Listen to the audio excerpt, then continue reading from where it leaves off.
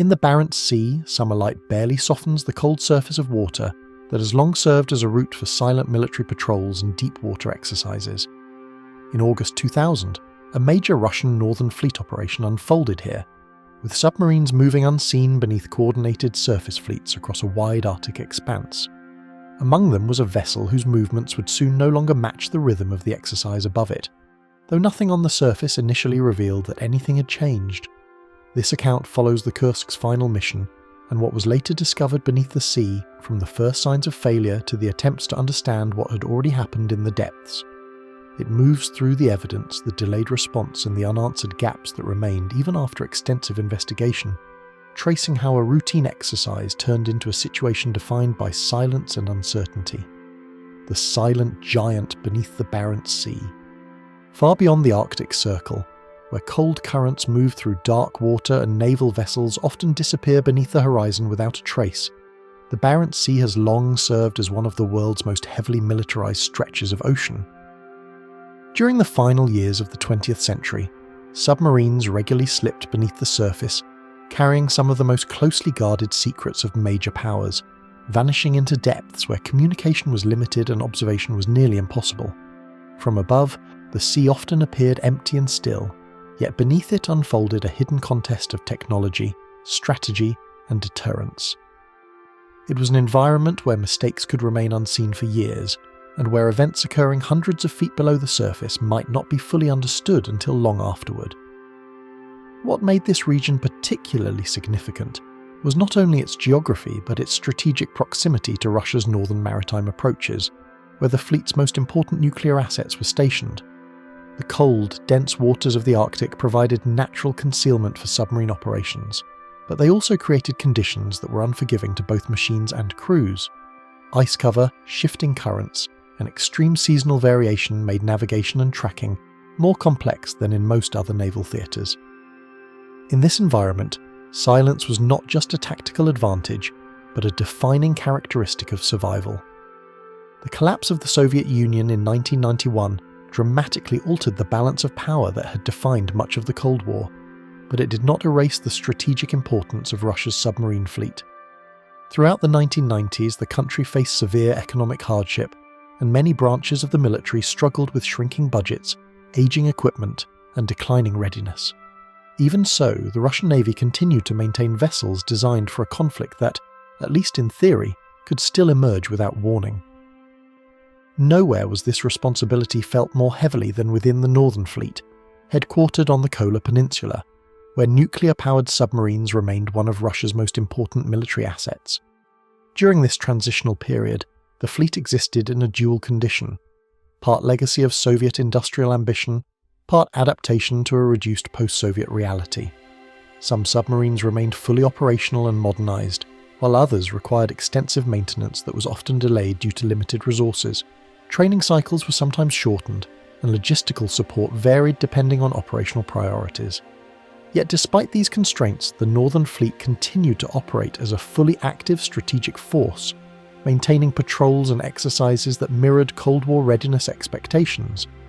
Among those vessels was a submarine that represented the peak of Soviet naval engineering. Known as the Kursk, designated K-141, it belonged to the Project 949A anti-class, referred to by NATO as the Oscar II class. Construction began during the Soviet era at the shipyard in Severodvinsk, and the submarine officially entered service in December 1994. By the standards of the time, it was an enormous machine, measuring more than 500 feet in length and displacing roughly 24,000 tons when submerged. The Kursk ranked among the largest cruise missile submarines ever built. Its sheer size made it stand apart even in a fleet already known for producing massive underwater vessels. The submarine's mission reflected the strategic thinking of the Cold War. Rather than hunting enemy submarines, the Oscar II design was created primarily to threaten large surface groups, particularly aircraft carrier strike forces. Hidden beneath the ocean, a vessel like the Kursk could launch salvos of powerful anti-ship missiles capable of striking targets hundreds of kilometers away. To military planners, such submarines represented an essential counterweight to the naval strength of the United States and its allies. Even after the Soviet Union disappeared, that mission remained deeply embedded within Russian naval doctrine. What distinguished the Kursk further was its engineering philosophy, which emphasized survivability through scale and compartmentalization.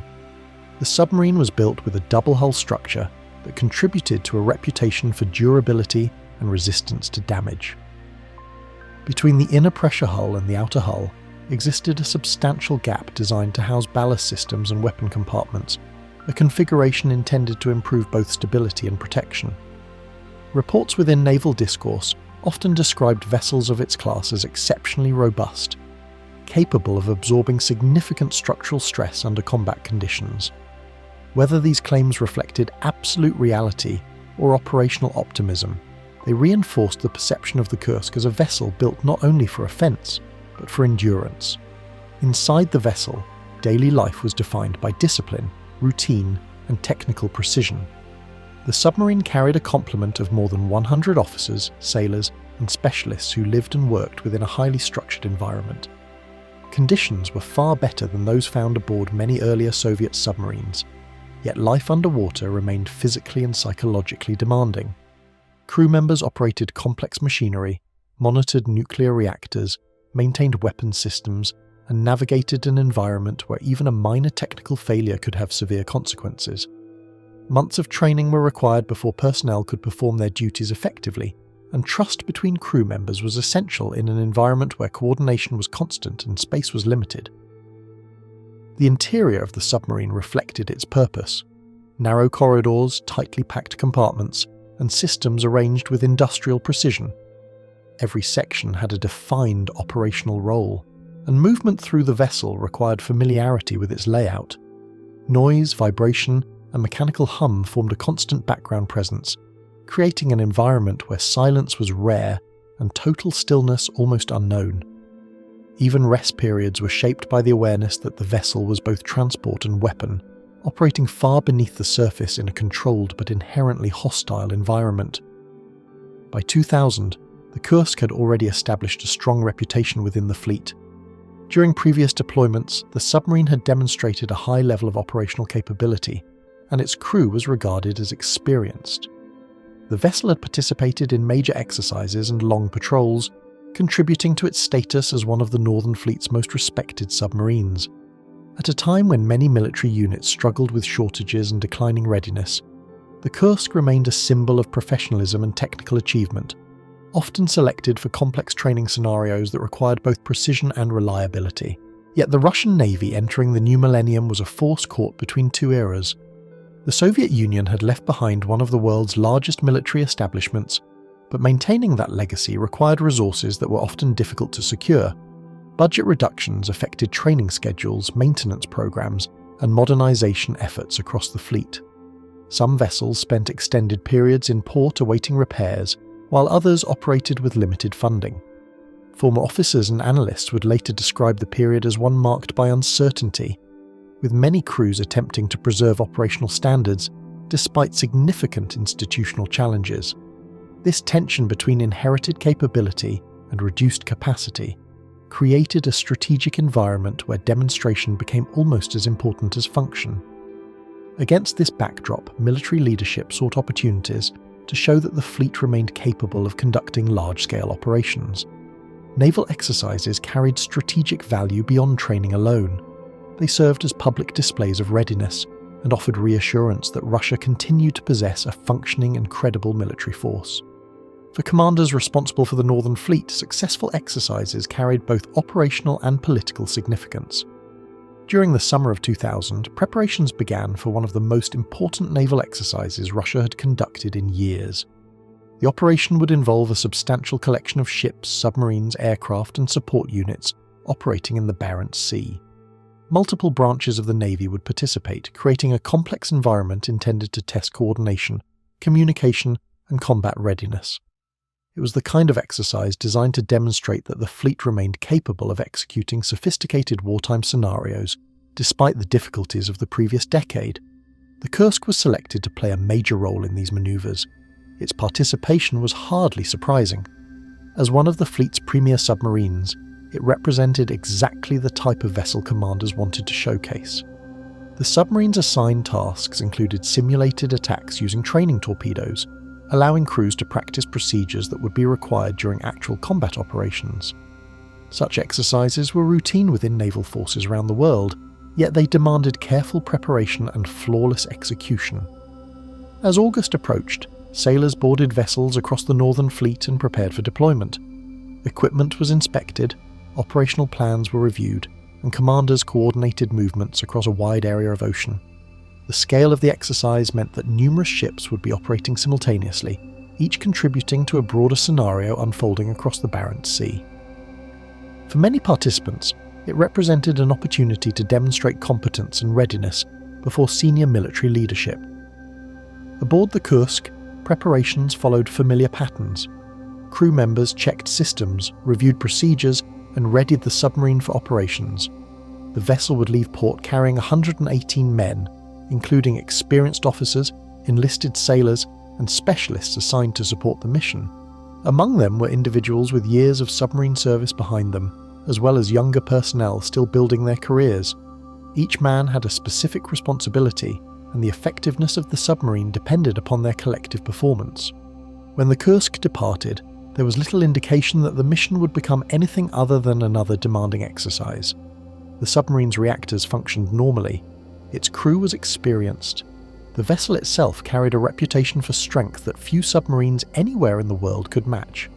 To observers within the fleet, it remained one of Russia's proudest naval assets, a massive underwater warship built to survive conditions that would challenge almost any vessel afloat. As the exercise unfolded in the cold waters of the Barents Sea, warships manoeuvred across the surface while submarines operated beneath them, each following carefully planned scenarios intended to replicate the pressures of combat. Signals moved between command centres, crews monitored equipment, and senior officers observed events that appeared to be proceeding according to schedule. Then, on the morning of August 12th, something happened beneath the sea that transformed a routine military exercise into one of the deadliest submarine disasters in modern history. A blast no one expected. As the exercise entered a critical stage on the morning of August 12, 2000, the Barents Sea appeared no different than it had during countless naval operations before it. Warships moved through assigned sectors, aircraft participated in planned activities overhead, and submarines operated beneath the surface according to carefully coordinated schedules. For the Russian Northern Fleet, the exercise represented more than a training event. It was one of the largest naval maneuvers conducted in years, intended to demonstrate that the fleet remained capable of carrying out complex operations despite the difficulties that had marked much of the previous decade. Across the exercise area, crews followed procedures that had been rehearsed repeatedly, while commanders monitored an operation that appeared to be progressing as expected. Nothing visible from the surface hinted that one of the fleet's most respected submarines was approaching the final moments of its operational life. Among the many tasks scheduled that day was a training attack that placed the Kursk at the centre of one of the exercise's most important scenarios. The submarine had been assigned a role that suited its intended purpose, simulating an attack against a naval formation as part of the broader exercise. Such scenarios were common within modern navies, allowing crews to practice combat procedures without the dangers associated with actual warfare. The Kursk's crew had performed demanding operations before and possessed experience that made them well suited for the assignment.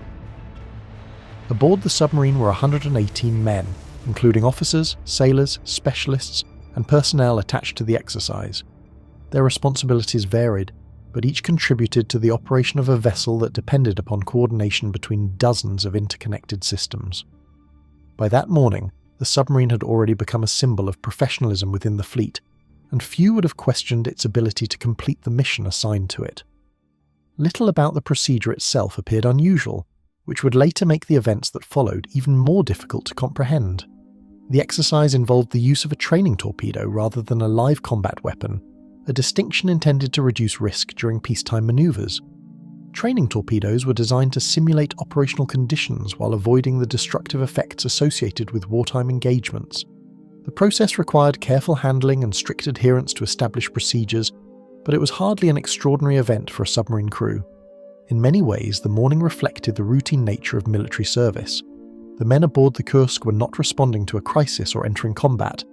They were participating in a planned naval exercise, carrying out tasks that formed part of their profession. That sense of normality would later become one of the most unsettling aspects of the disaster. because there was no obvious warning that a catastrophe was only moments away. At approximately 11:28 a.m, something unexpected occurred within the forward section of the submarine. Years later, investigators would conclude that a training torpedo containing highly concentrated hydrogen peroxide likely suffered a failure that triggered an explosion.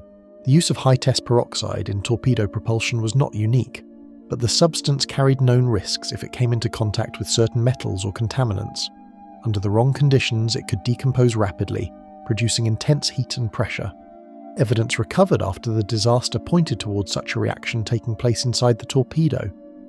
What happened in the exact moments before the explosion remains impossible to reconstruct completely, but available evidence indicates that the event originated in the torpedo compartment near the bow. The blast itself was significant, yet compared with what followed, it was relatively limited.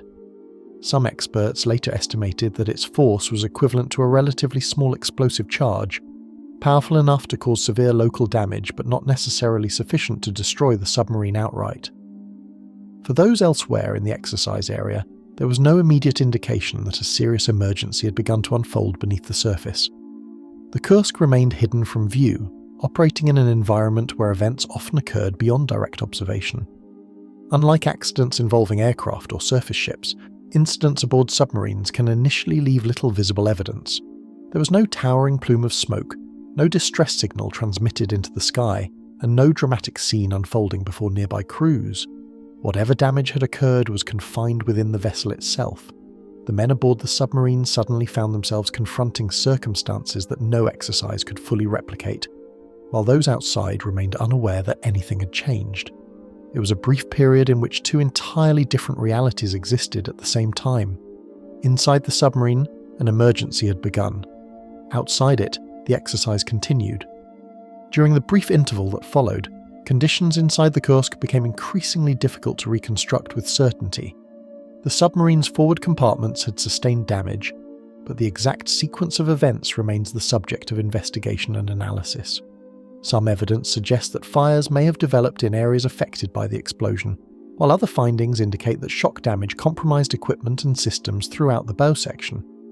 What is clear is that the initial blast did not immediately destroy the entire vessel. Later examinations of the wreck revealed damage patterns that pointed to a developing crisis rather than an instantaneous loss. Somewhere within those damaged compartments, events were unfolding rapidly, shaped by heat, pressure, and the confined environment of a submarine operating far below the surface. The men aboard had little time to understand what was happening before circumstances changed dramatically once again. Roughly 2 minutes after the initial blast, the situation changed with overwhelming violence. A second explosion erupted within the submarine, dwarfing the first in scale and destructive power. Investigators later concluded that the initial accident likely triggered the detonation of multiple torpedo warheads stored in the forward section of the vessel. The resulting blast was immense. Estimates vary, but analyses conducted after the disaster suggested that the explosion released energy equivalent to several tons of TNT. The force tore through the forward compartments with devastating effect, destroying large sections of the submarine's bow and producing shockwaves that travelled through the surrounding water. Unlike the first explosion, this event was powerful enough to attract attention far beyond the immediate area of the exercise. What had begun as a localised emergency had become a catastrophic structural failure, affecting a substantial portion of one of the world's largest submarines. Seismic monitoring stations hundreds of miles away detected a powerful event that could not be mistaken for routine naval activity.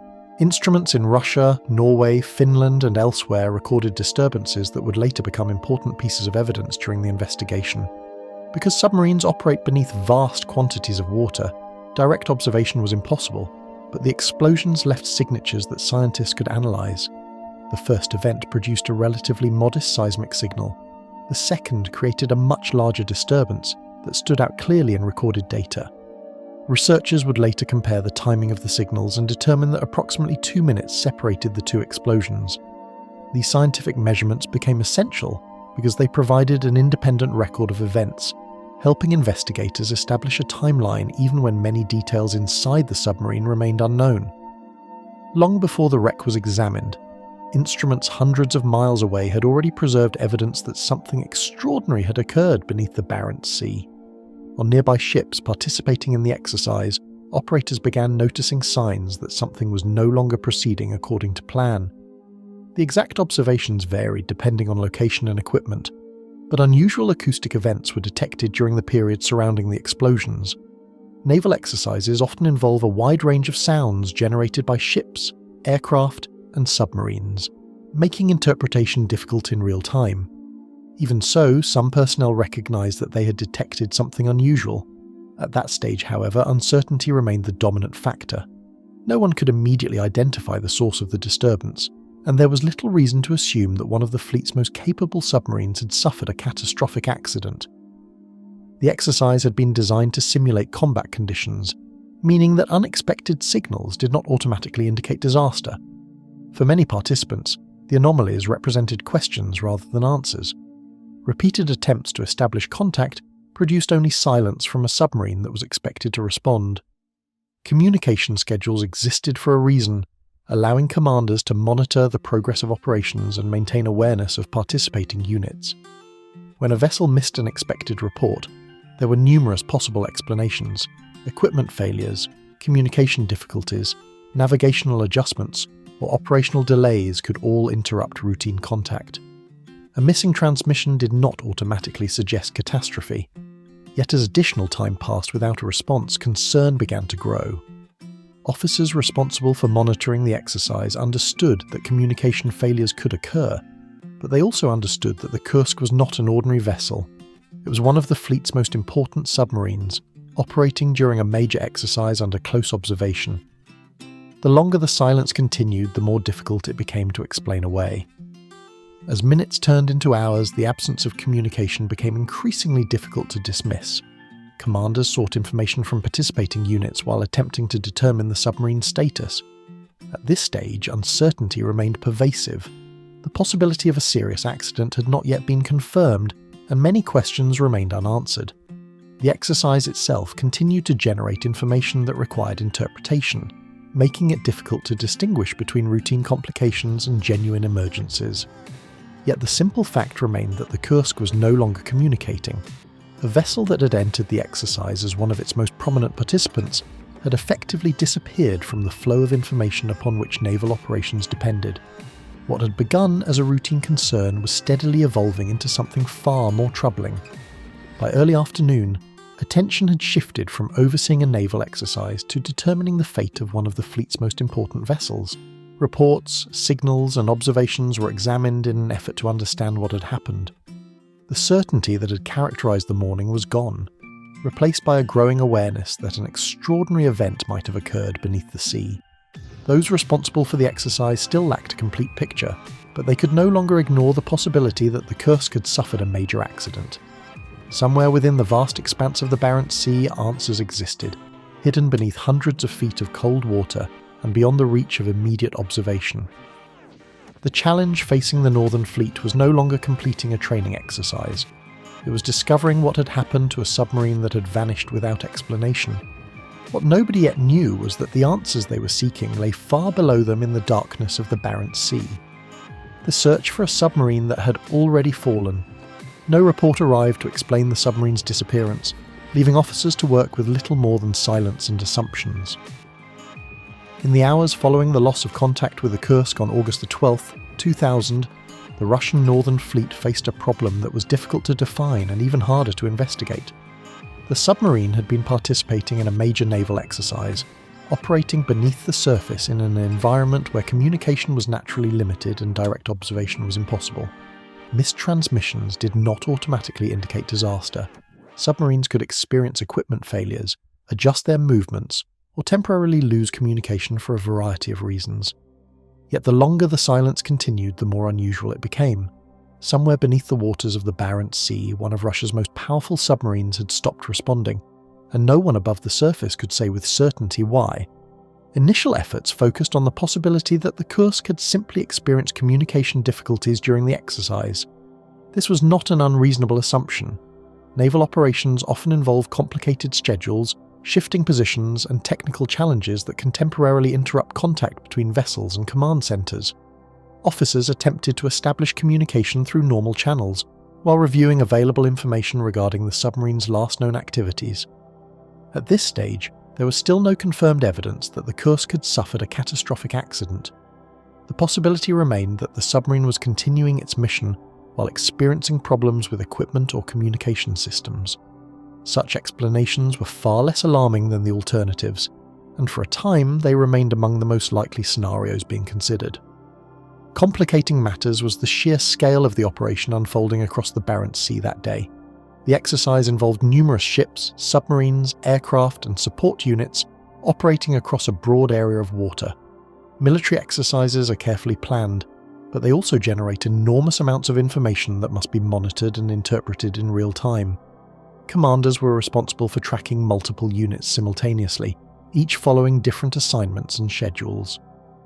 In such an environment, the absence of a single vessel did not immediately provide a clear picture of what had occurred.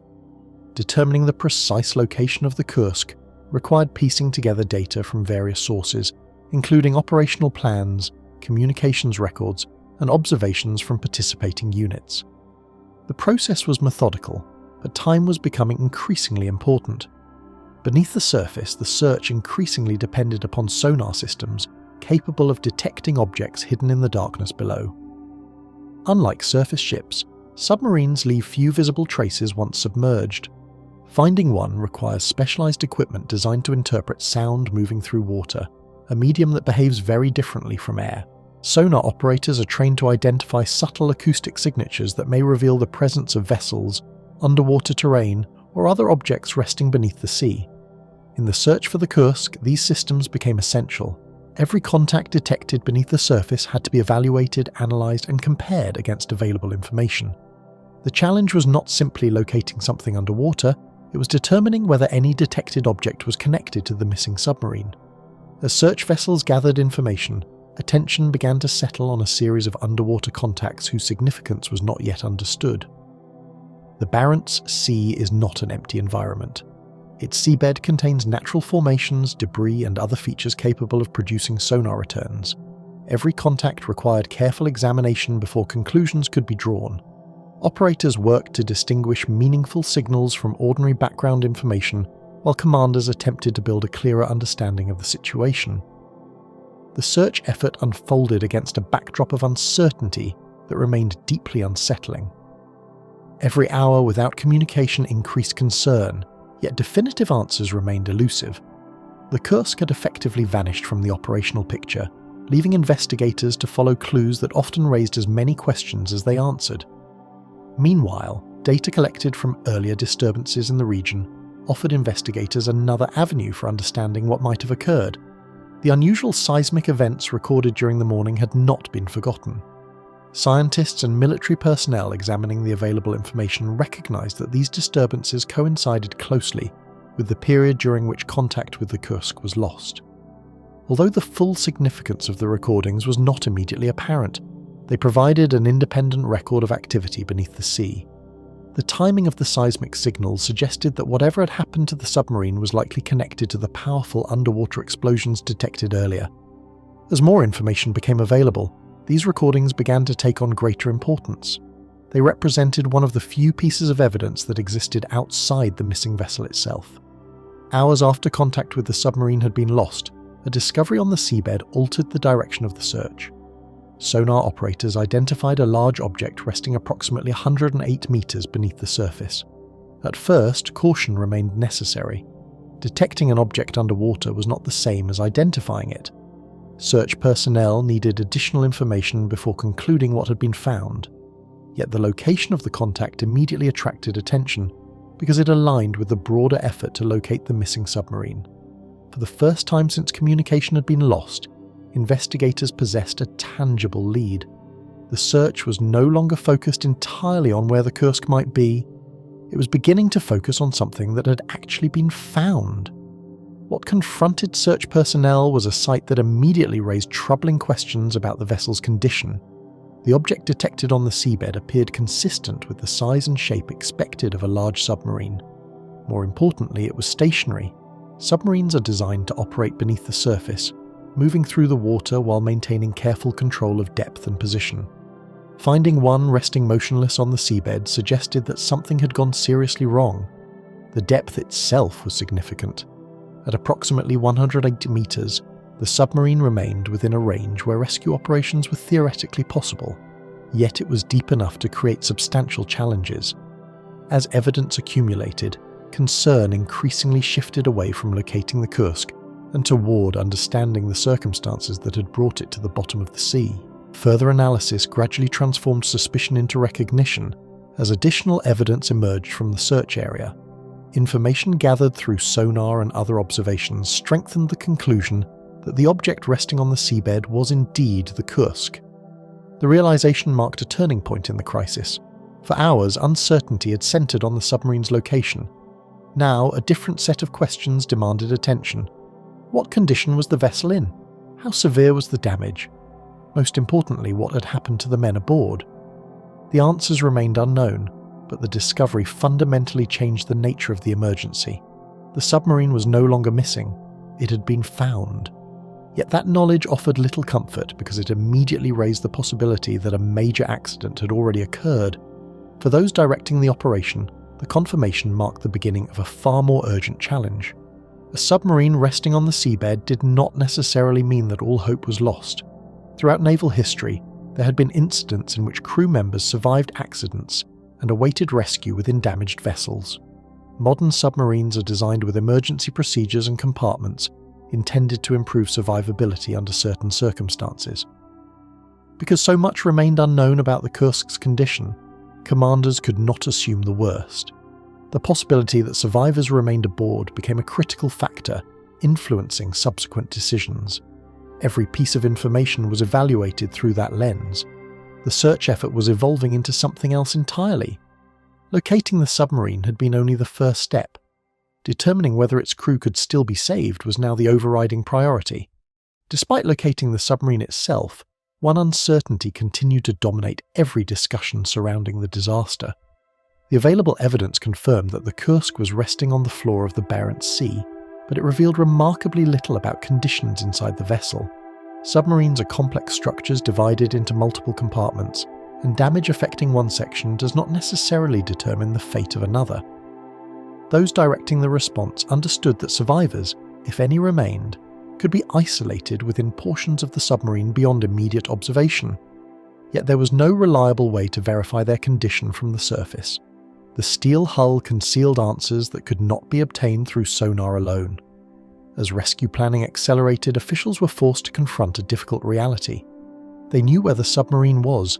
They knew something catastrophic had happened. What they did not know was whether the men aboard were still waiting for help.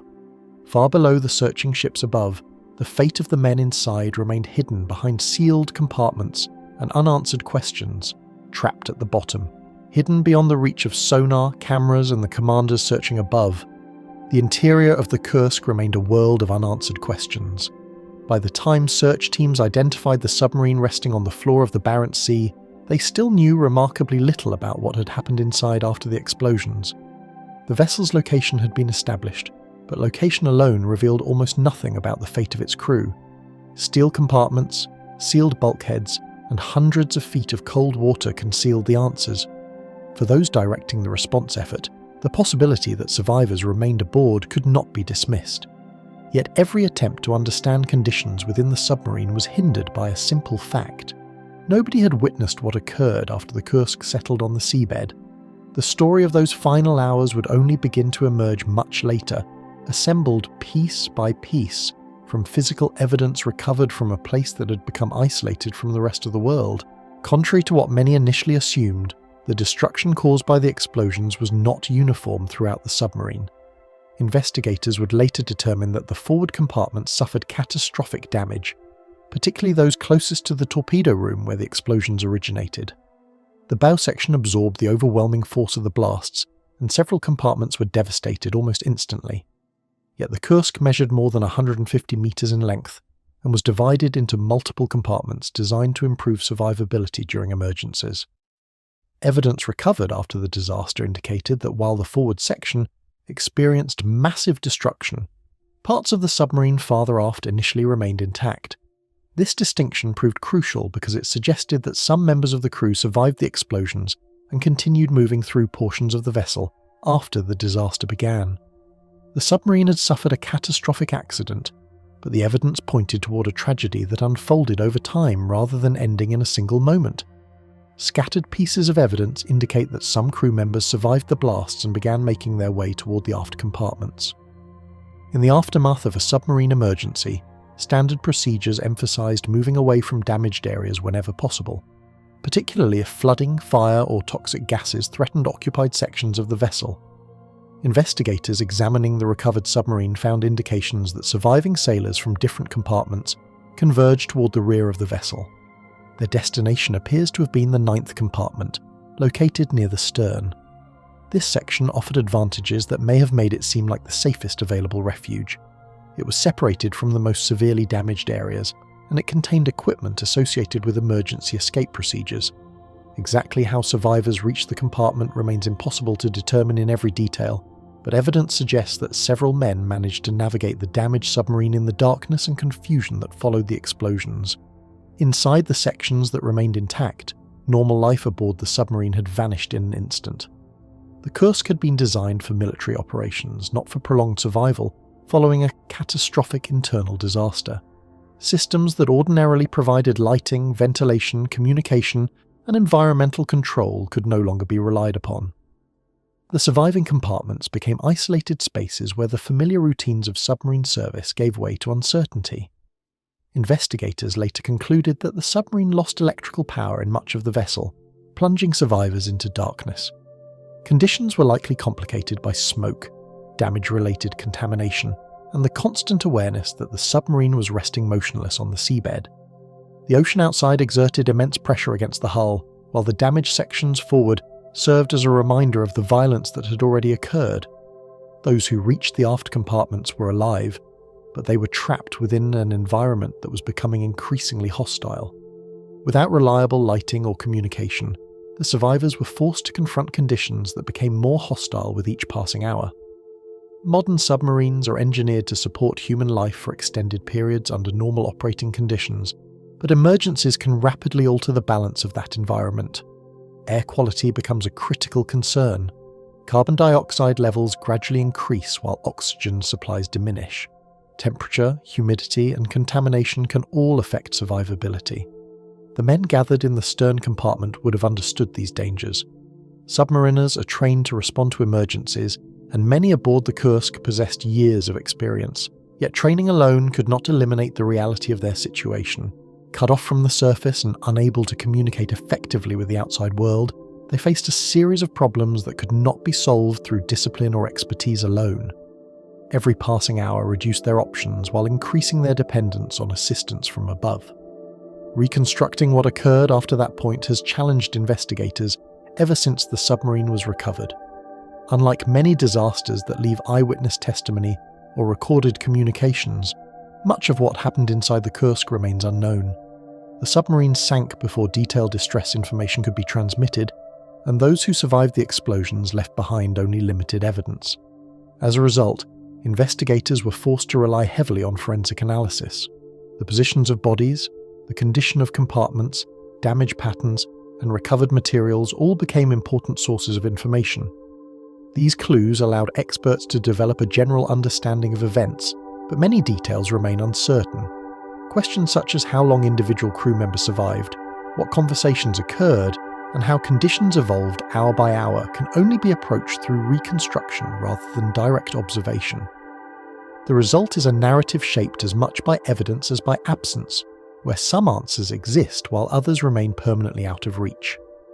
Among the most important clues discovered during the investigation was a note written in near-total darkness. The document was found on the body of Lieutenant Captain Dmitry Kolesnikov, one of the officers who reached the 9th compartment after the explosions.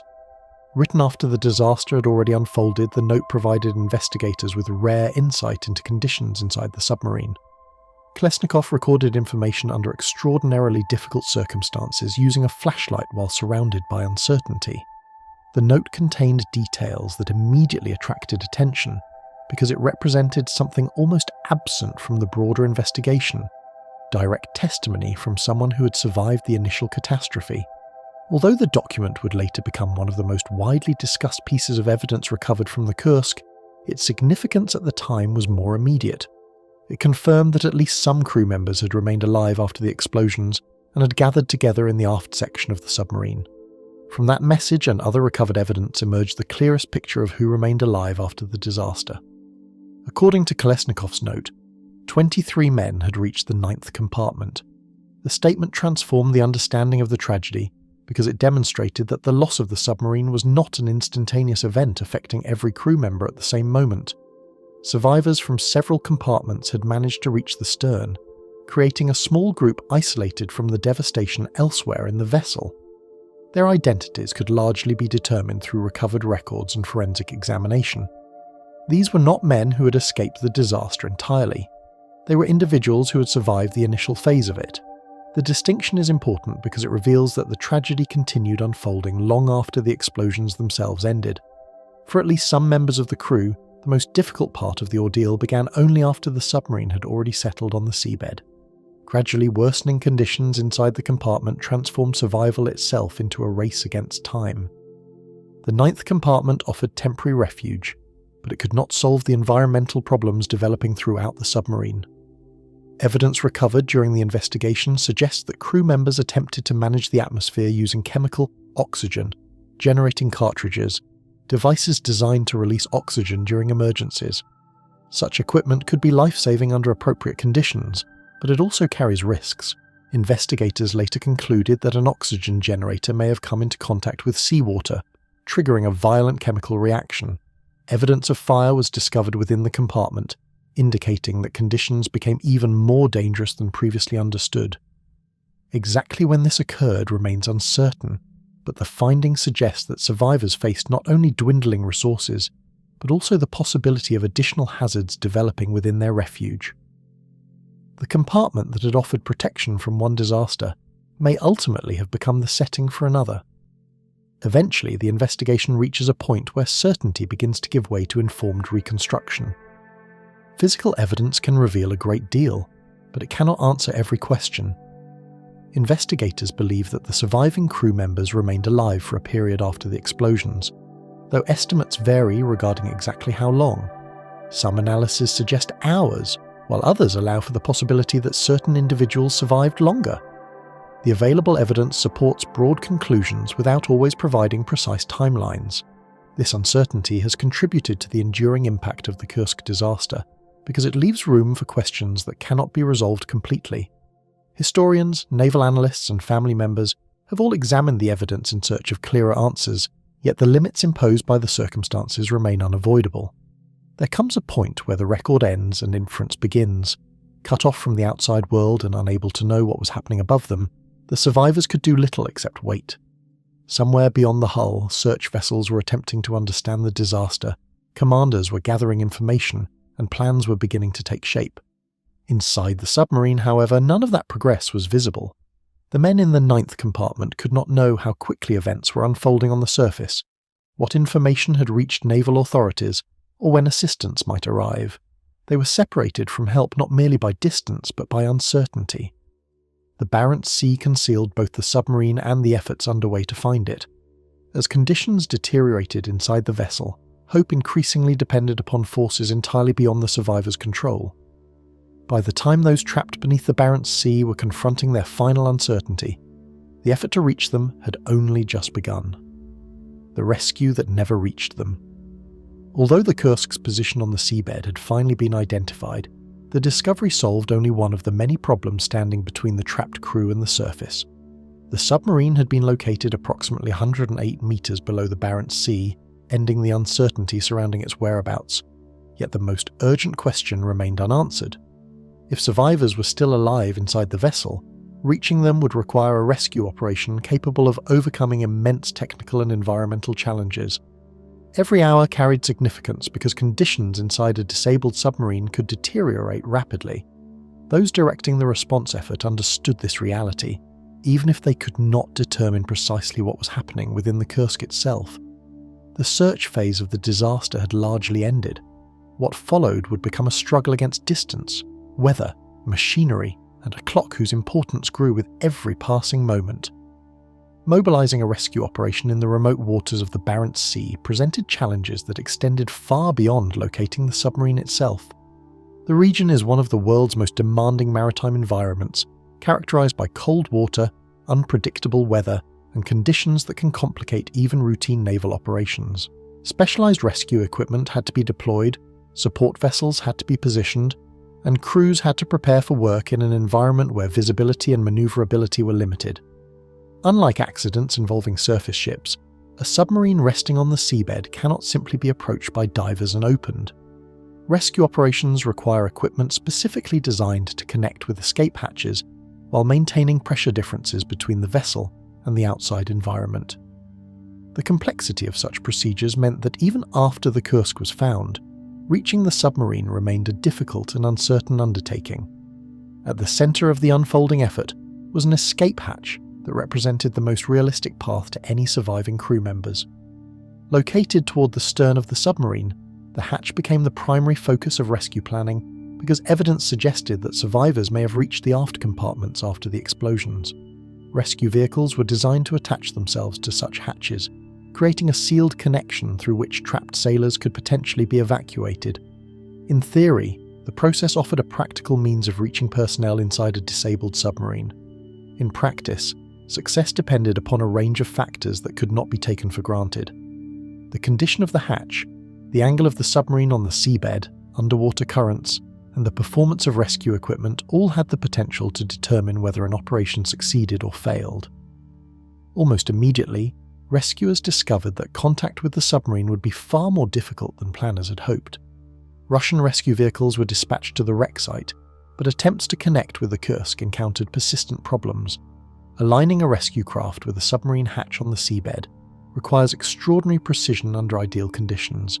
The situation facing rescuers was far from ideal. Reports from the operation indicated that difficulties arose while attempting to position rescue vehicles correctly and establish the secure seal necessary for a successful attachment. Each unsuccessful attempt consumed valuable time while generating new concerns about the condition of those who might still be alive inside the vessel. The rescue effort had begun, but progress was proving painfully slow. Complicating every operation were the harsh underwater conditions surrounding the wreck site. Although the depth of approximately 108 meters was not beyond the reach of submarine rescue technology, it nevertheless created significant obstacles. Water pressure at that depth is substantial, and underwater currents can affect the movement and stability of rescue equipment. Visibility is often limited, forcing operators to rely heavily on instruments while performing delicate maneuvers. Surface weather introduced additional complications. Rough seas can affect support vessels and make already challenging operations even more difficult. The Barents Sea had featured prominently throughout the history of the Kursk disaster, first as the setting for the exercise, and then as the place where the submarine disappeared. Now it became an active participant in the rescue effort itself, presenting obstacles that could not simply be ignored or overcome through determination alone. Successive attempts to attach rescue vehicles to the submarine ended in frustration rather than progress. Among the systems deployed was the Russian rescue submersible known as the Priz class, designed specifically for submarine rescue missions. Yet technical and operational difficulties repeatedly interfered with attempts to dock with the Kursk's escape hatch. Reports from the time described problems involving batteries, maneuvering systems, and the ability to establish a reliable seal against the submarine. Some efforts were abandoned and restarted. Others ended after operators concluded that attachment could not be achieved under existing conditions. Every failed attempt represented more than a technical setback.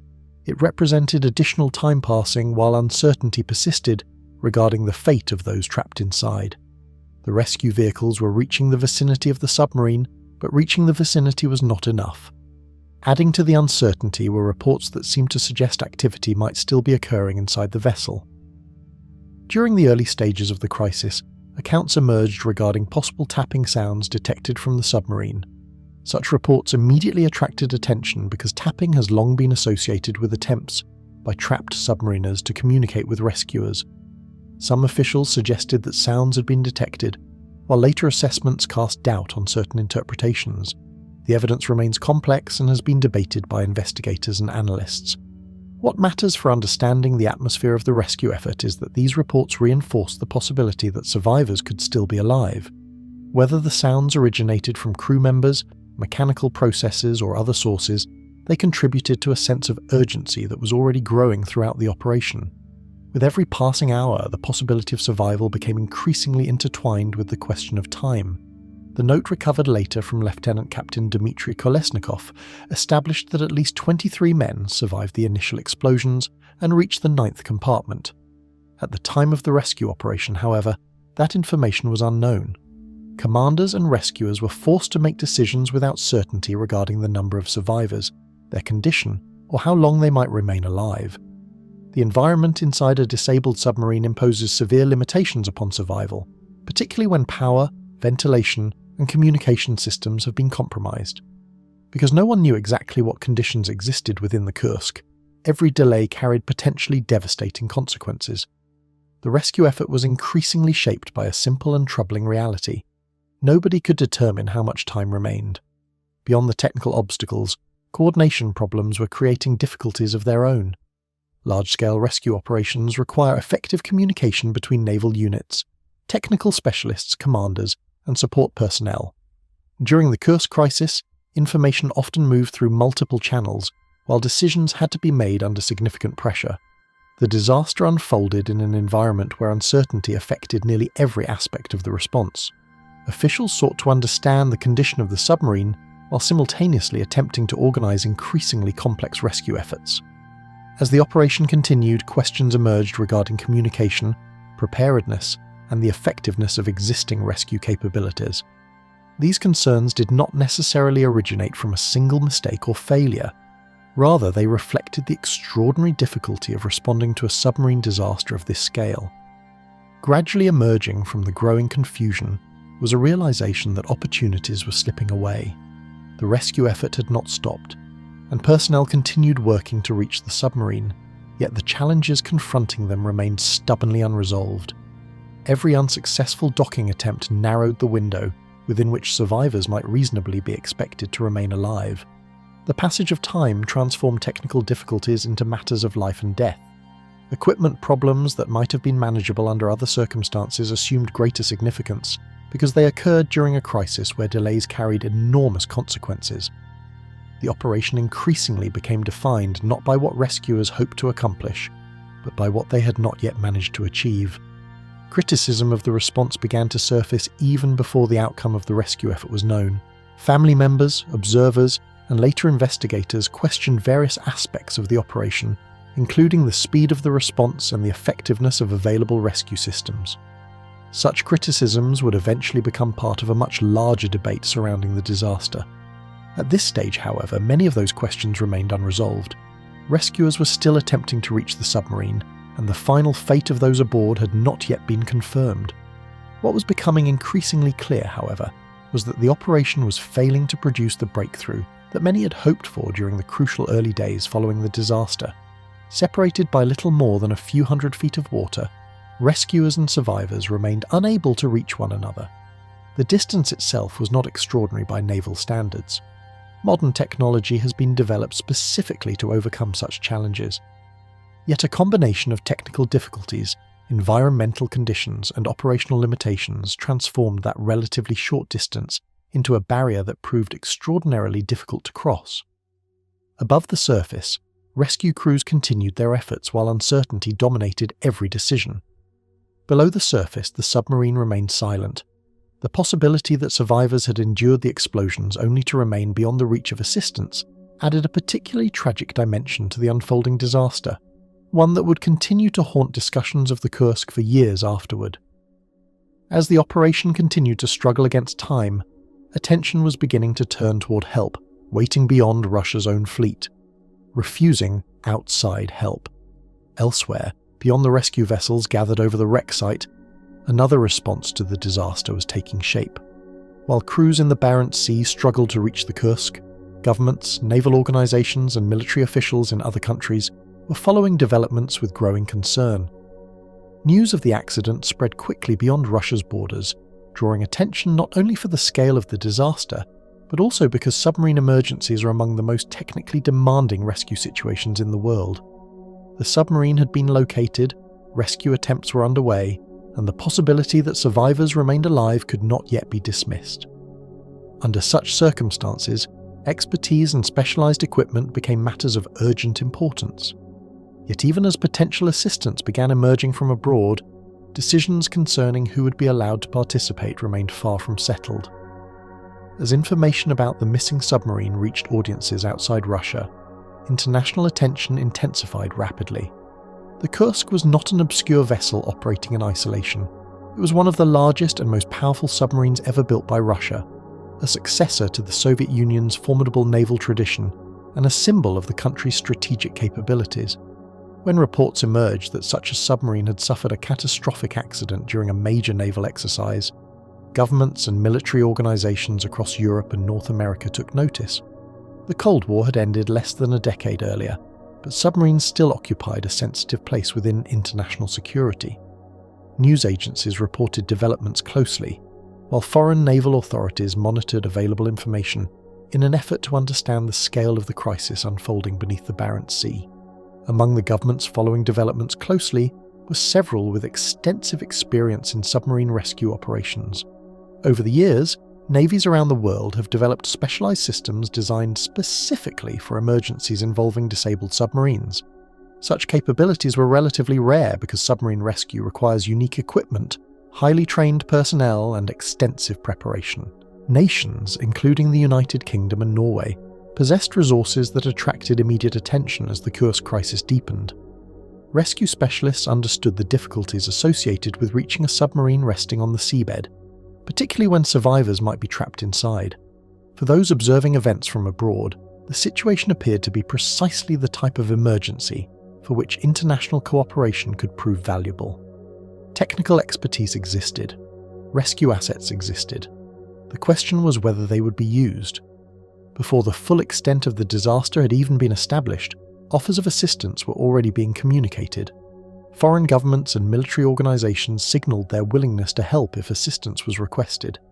These offers were not unusual in the context of submarine emergencies.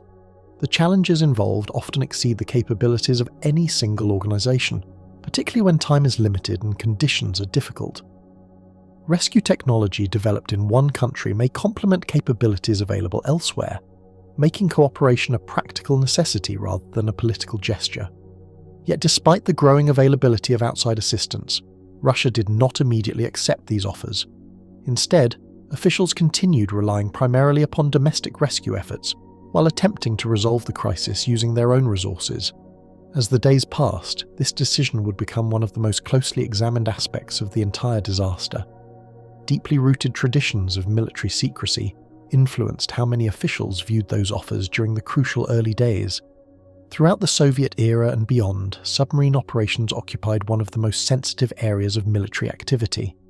The location, design, capabilities, and equipment associated with strategic submarines were often treated as highly classified information. Foreign access to a damaged submarine, therefore, raised concerns extending beyond the immediate rescue effort.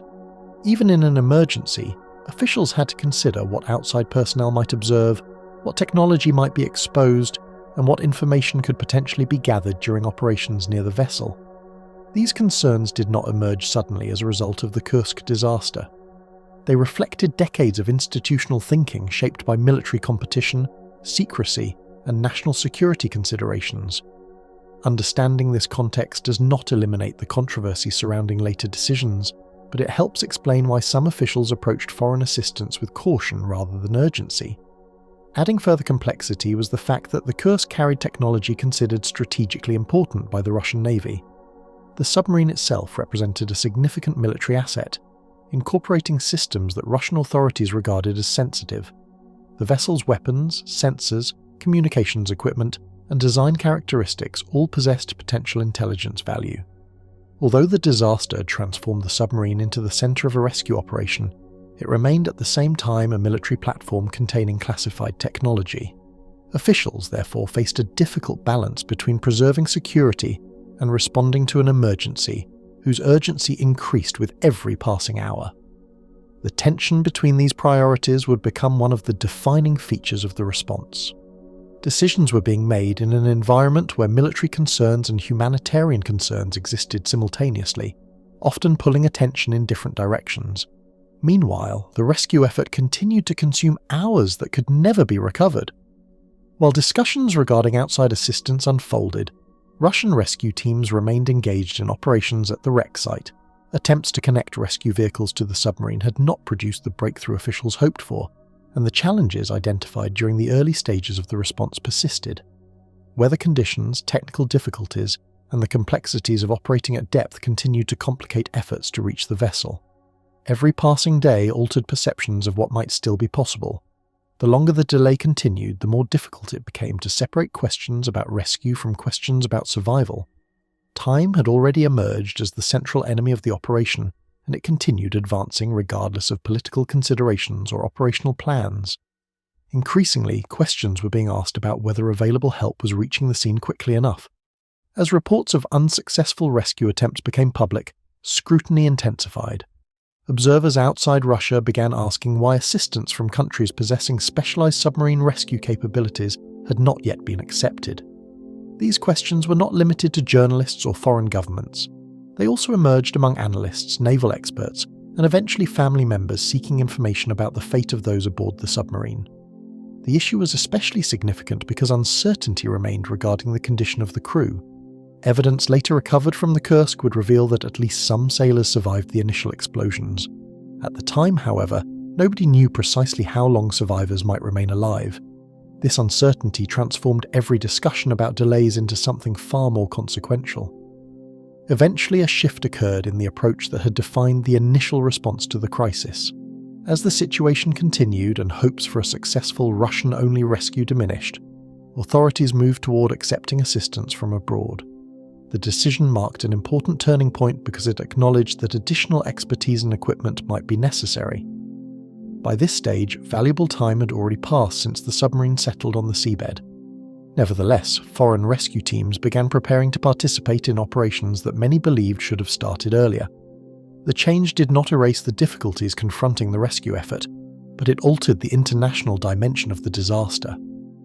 What had initially been managed largely as a domestic military emergency was becoming an international rescue operation. With approval finally granted, foreign specialists began preparing for work in the Barents Sea. Norwegian and British rescue personnel possessed experience and equipment specifically designed for submarine emergencies, and their involvement brought new capabilities to the operation. Preparations moved quickly once cooperation was established. Yet even as these teams organized their response, broader questions remained unresolved. Could they arrive in time to make a difference? Had conditions within the submarine already deteriorated beyond recovery?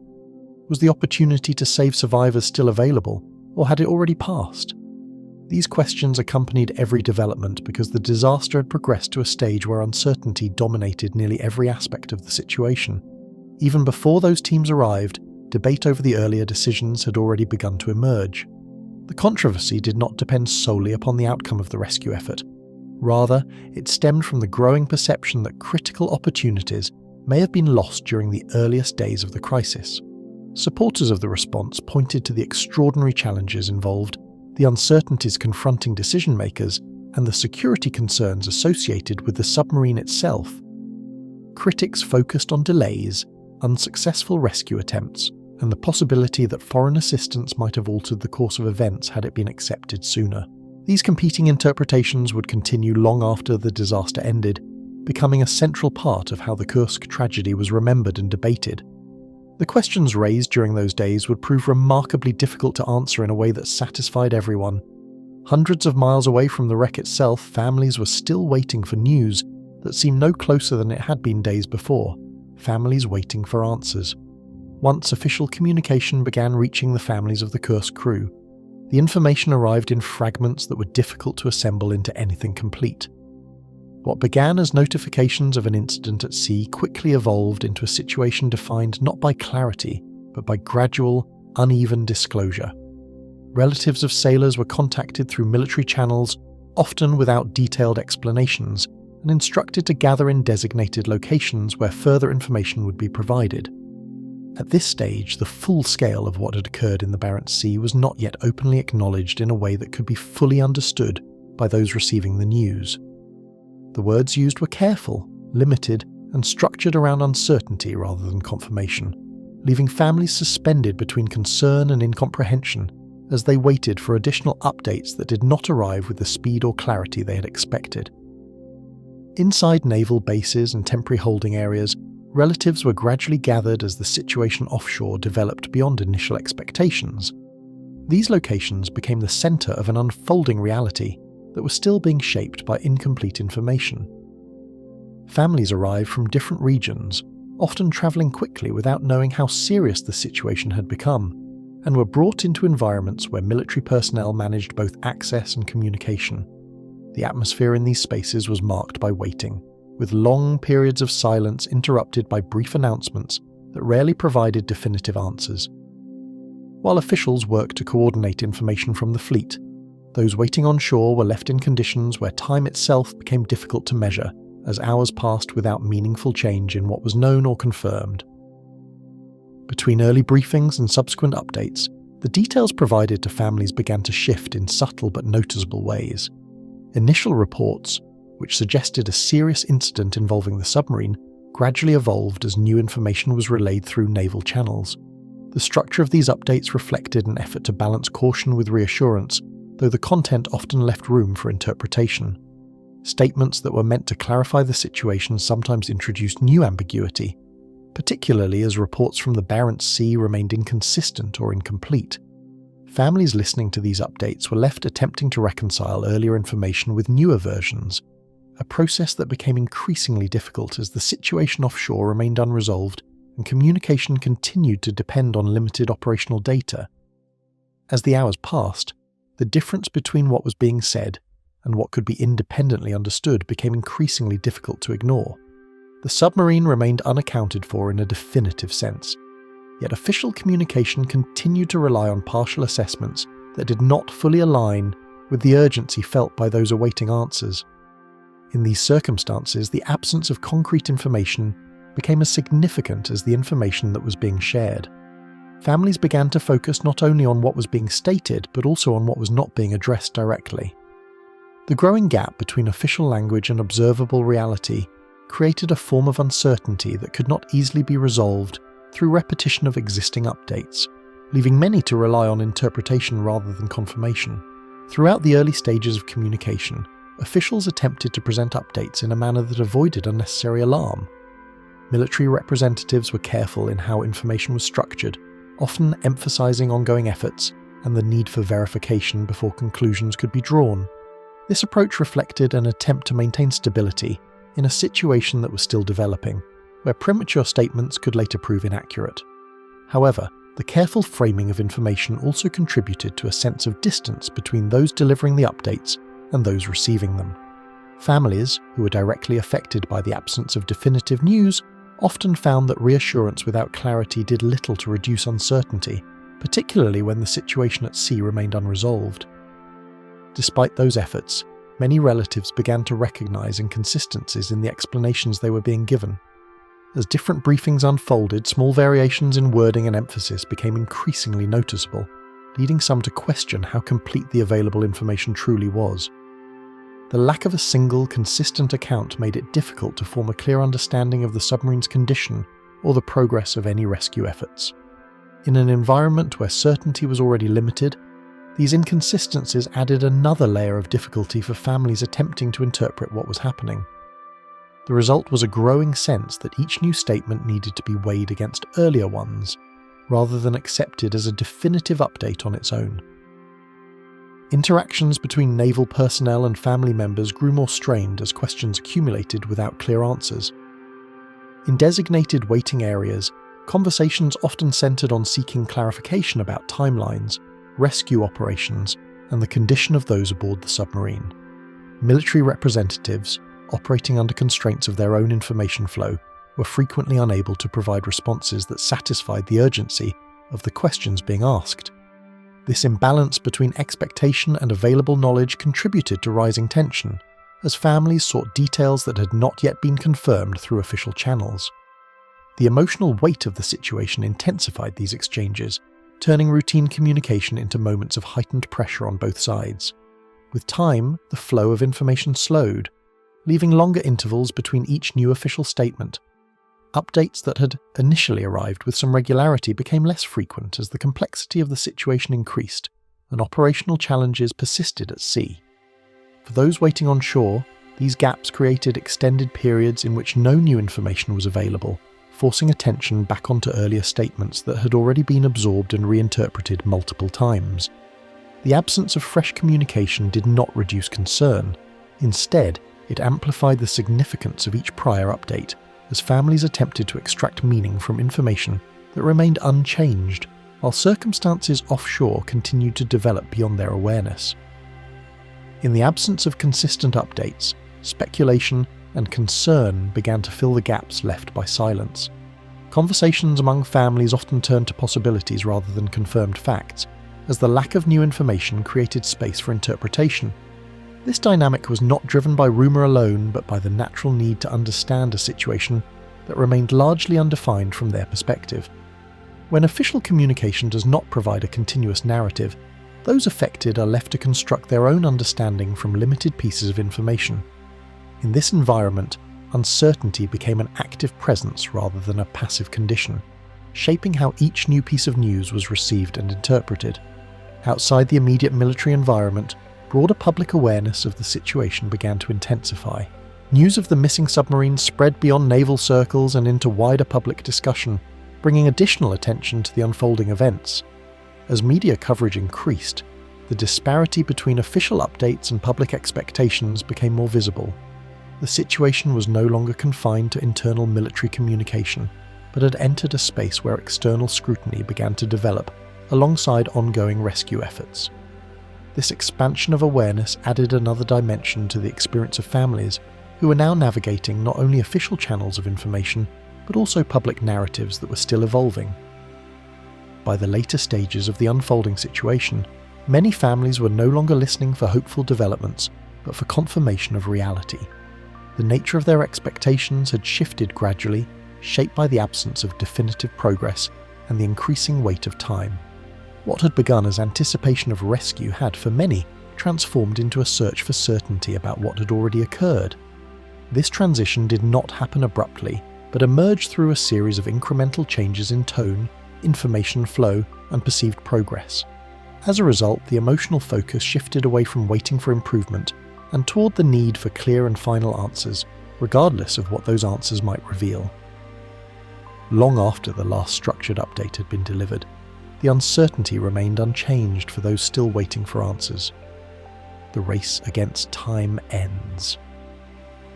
After days of sustained effort at the wreck site, the arrival of foreign rescue teams marked a significant expansion of the operation already underway in the Barents Sea. Norwegian and British specialists reached the area with equipment specifically designed for submarine rescue, bringing additional capability to a situation that had until then relied primarily on Russian assets operating under severe constraints. The submarine had already been located, and repeated attempts had been made to establish contact with its escape systems, but uncertainty still defined every aspect of the mission. With the introduction of external assistance, the operation entered a new phase where coordination, timing, and technical precision would all play decisive roles. The sea remained unforgiving, and the depth of approximately 108 meters continued to present the same structural challenge that had complicated every prior attempt. Yet for the first time since the disaster began, more than one national capability was now engaged in the effort to reach the same point beneath the surface. As additional vessels and personnel converged on the location, coordination between Russian and international teams began to take shape under difficult conditions. The Barents Sea did not provide a stable environment for complex joint operations, and the wreck site itself required careful navigation to avoid compounding existing damage or losing already limited time. Communication between teams had to be established quickly, often through translation, procedural alignment, and shared understanding of equipment limitations. Each side brought different systems and approaches, yet all were focused on the same objective: establishing a secure connection with the submarine's escape hatch. The presence of multiple rescue assets introduced new possibilities, but it also required careful synchronization, since even minor misalignment in positioning could prevent successful docking. Beneath the surface, where visibility was limited and precision was essential, every adjustment carried weight. Before any direct access to the submarine could be achieved, extensive preparations were required to align equipment with the escape systems of the Kursk. Rescue vehicles needed to be positioned with extreme accuracy over the aft section of the vessel, where the escape hatch was located. The submarine itself lay on the seabed at an angle that complicated visual and instrumental alignment, while underwater conditions made fine control difficult. Operators relied on sonar, instrumentation, and repeated attempts to stabilize position over the hatch opening. The process was not simply a matter of approaching the submarine, but of achieving a sealed connection capable of withstanding external pressure differences. Each stage of preparation consumed valuable time, yet none of it could be skipped without risking failure. The operation demanded a level of precision that left little margin for error, particularly in an environment where conditions could shift without warning. At a critical stage in the operation, a rare moment of technical success allowed a rescue vehicle to establish a stable connection with the submarine. After earlier difficulties in alignment and docking, this moment represented the first confirmed physical interface between rescue equipment and the Kursk since the disaster occurred. The connection itself was the result of repeated attempts, adjustments in positioning, and sustained coordination between operators managing the descent and those monitoring from support vessels above. For a brief period, the technical barrier that had resisted earlier efforts was overcome, and the focus of the mission shifted from approach to access. In submarine rescue operations, establishing a secure seal is a prerequisite for any further action, and this moment indicated that, at least mechanically, the process had reached a critical milestone. Yet even this development did not immediately reveal anything about the condition inside the vessel. No immediate indication of activity or response came from within the vessel, even after this breakthrough had been achieved.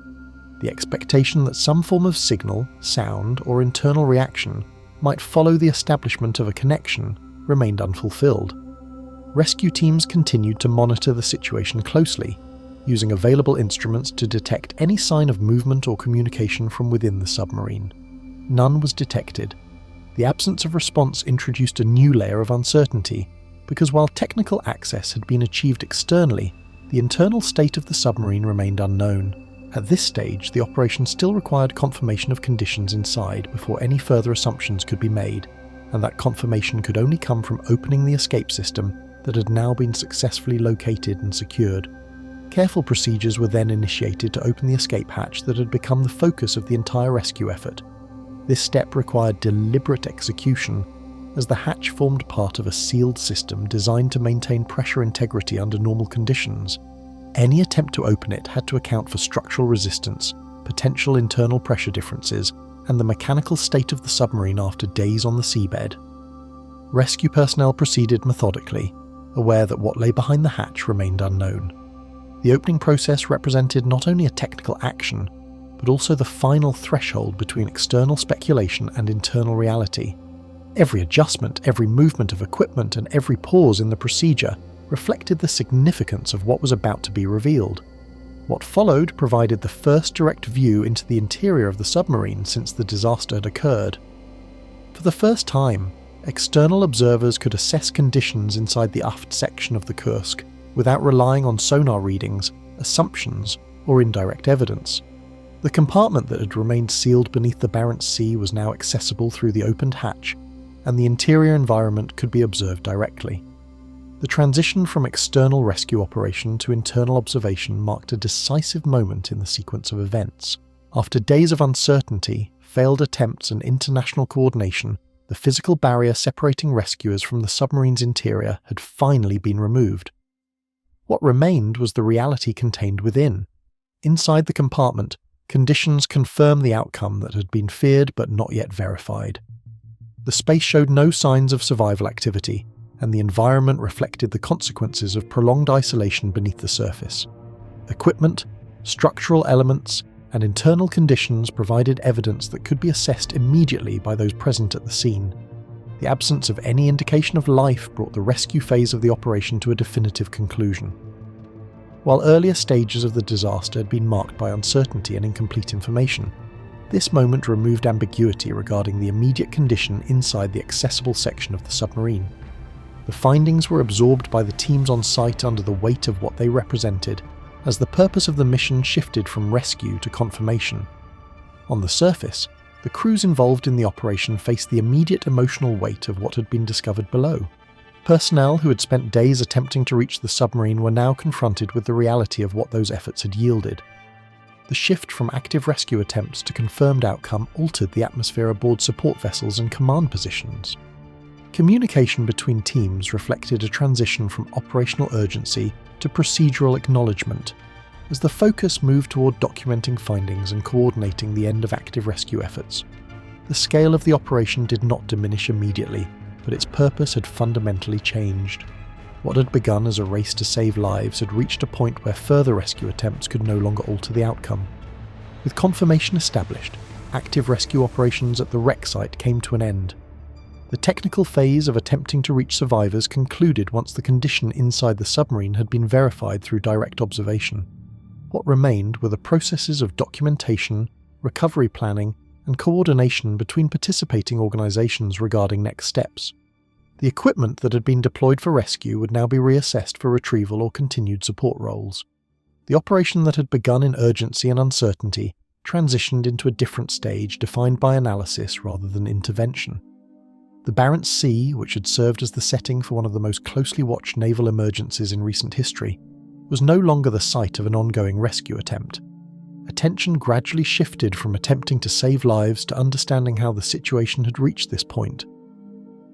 Investigators, naval authorities, and international observers began focusing on reconstructing the sequence of events that led to the disaster, using evidence gathered from the submarine and from operational records. Questions about timing, technical failure, and decision-making processes became central to subsequent discussions. While the rescue effort itself had concluded, the broader effort to understand the disaster was only beginning. The transition marked a shift from immediate action to long-term analysis, where the priority was no longer intervention but explanation. The Kursk had moved from being a target of rescue to becoming a subject of investigation. Even after the last physical barrier had been opened, the silence inside the submarine remained unchanged. The note found in compartment 9. Following reconstruction efforts after the recovery of the submarine, attention gradually shifted toward materials that had remained sealed inside its aft sections since the disaster. Among twisted structural elements, personal effects, and water-damaged equipment, investigators identified handwritten material attributed to one of the officers aboard the Kursk. It was not immediately treated as a symbolic artifact, but rather as part of the broader technical examination of the wreckage, where every recoverable item was catalogued in an effort to reconstruct what had occurred inside the vessel. Yet the nature of this particular document quickly distinguished it from surrounding debris, not because of interpretation, but because of its form, a written record produced within a space that had been cut off from external contact and light.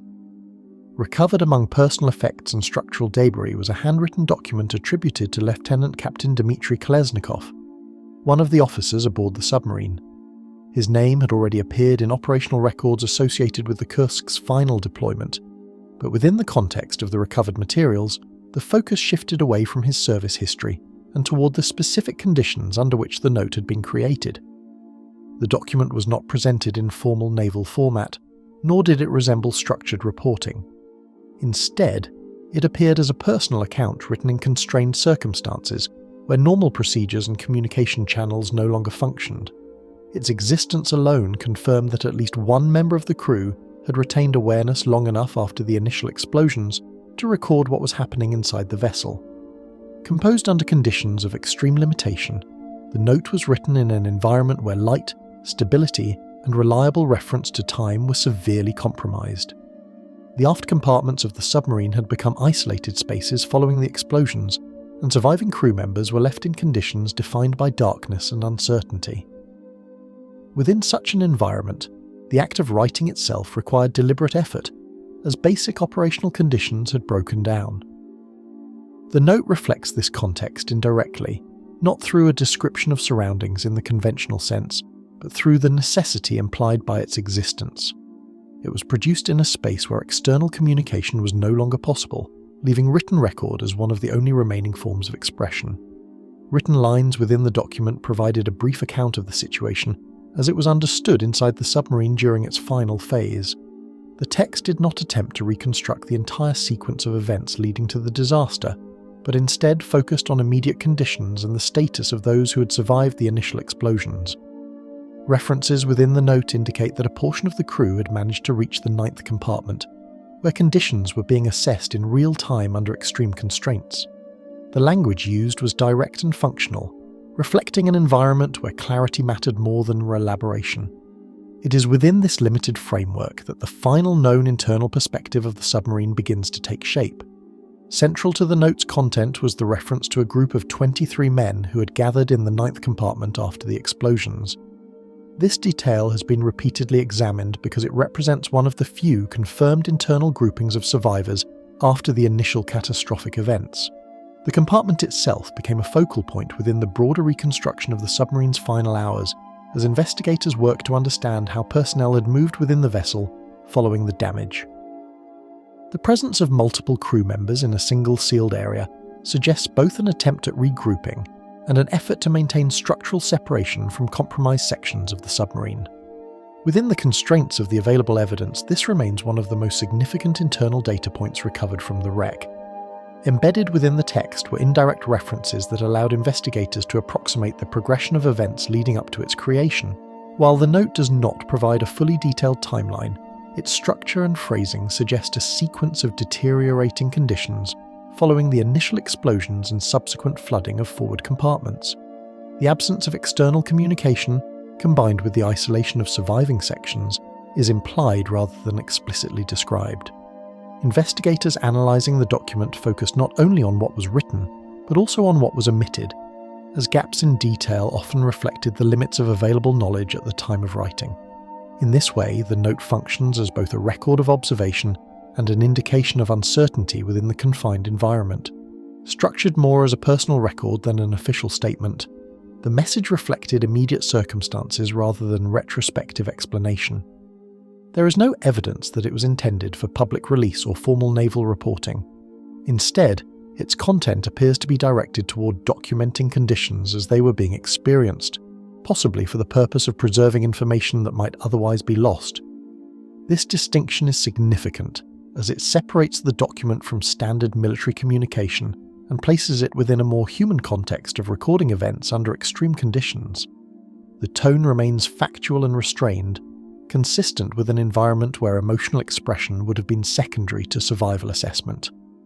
Discovered during later examination of the recovered wreckage, the document emerged as one of the most significant written artifacts from the disaster. Its recovery occurred after the submarine had been accessed and the interior compartments examined in detail. At that stage, the focus of investigation had already shifted from rescue to reconstruction, allowing for more careful analysis of internal spaces and materials. The note was catalogued alongside other recovered items, but its importance quickly became apparent due to its unique status as a direct written account from within the submarine after the explosions. Unlike structural evidence or technical readings, it provided a textual perspective that could be examined independently of mechanical systems. Verification of the note's origin became a priority for investigators, attempting to confirm its place within the broader sequence of events. Handwriting analysis, contextual comparison with naval records, and internal consistency checks were all used to establish authenticity. The attribution to Lieutenant Captain Dmitry Kolesnikov was supported through multiple lines of evidence, including service records and the circumstances under which the document was recovered. Once confirmed, attention shifted from authenticity to interpretation, with analysts seeking to understand how the note fit into the known timeline of the disaster and what it revealed about conditions inside the submarine during its final hours. Subsequent analysis by historians placed the document within a wider interpretive framework focused on survival conditions inside the submarine. Rather than treating it solely as a technical artifact, researchers began to examine it in relation to known environmental constraints, crew organisation, and the structural layout of the Kursk. This approach allowed the note to be understood not only as a record of events, but also as evidence of human response under extreme isolation. Over time, it became one of the central reference points in discussions about the disaster, frequently cited in studies of submarine emergencies and survival behaviour in confined maritime environments. Its significance extended beyond the immediate context of the Kursk, entering broader historical and naval analysis. Its importance gradually expanded beyond the factual content it contained to the human reality it represented. The document came to symbolise the final moments of awareness within a sealed environment, cut off from external rescue, where communication was limited to what could be written and preserved. While it does not provide a complete account of everything that occurred inside the submarine, it offers a rare and direct connection to those who survived the initial explosions. In historical interpretation, such documents are often valued not only for what they explicitly state, but also for the boundaries they reveal between known and unknown events. Its level of detail still left important aspects of the submarine's final moments beyond direct reconstruction. While the document provides one of the few direct written traces from inside the Kursk after the explosions, it does not fully resolve questions about timing, internal movement, or the exact sequence of conditions that followed. The confined environment in which it was written means that the perspective it offers is inherently limited to one section of the vessel and one moment in its progression.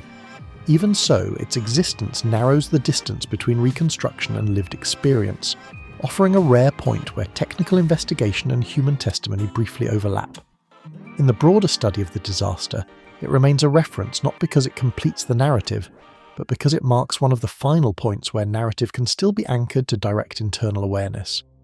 Attention continued shifting between recovered evidence and unanswered questions, while the boundaries of what could be known about the last hours inside the Kursk remained firmly in place. Raising the dead giant.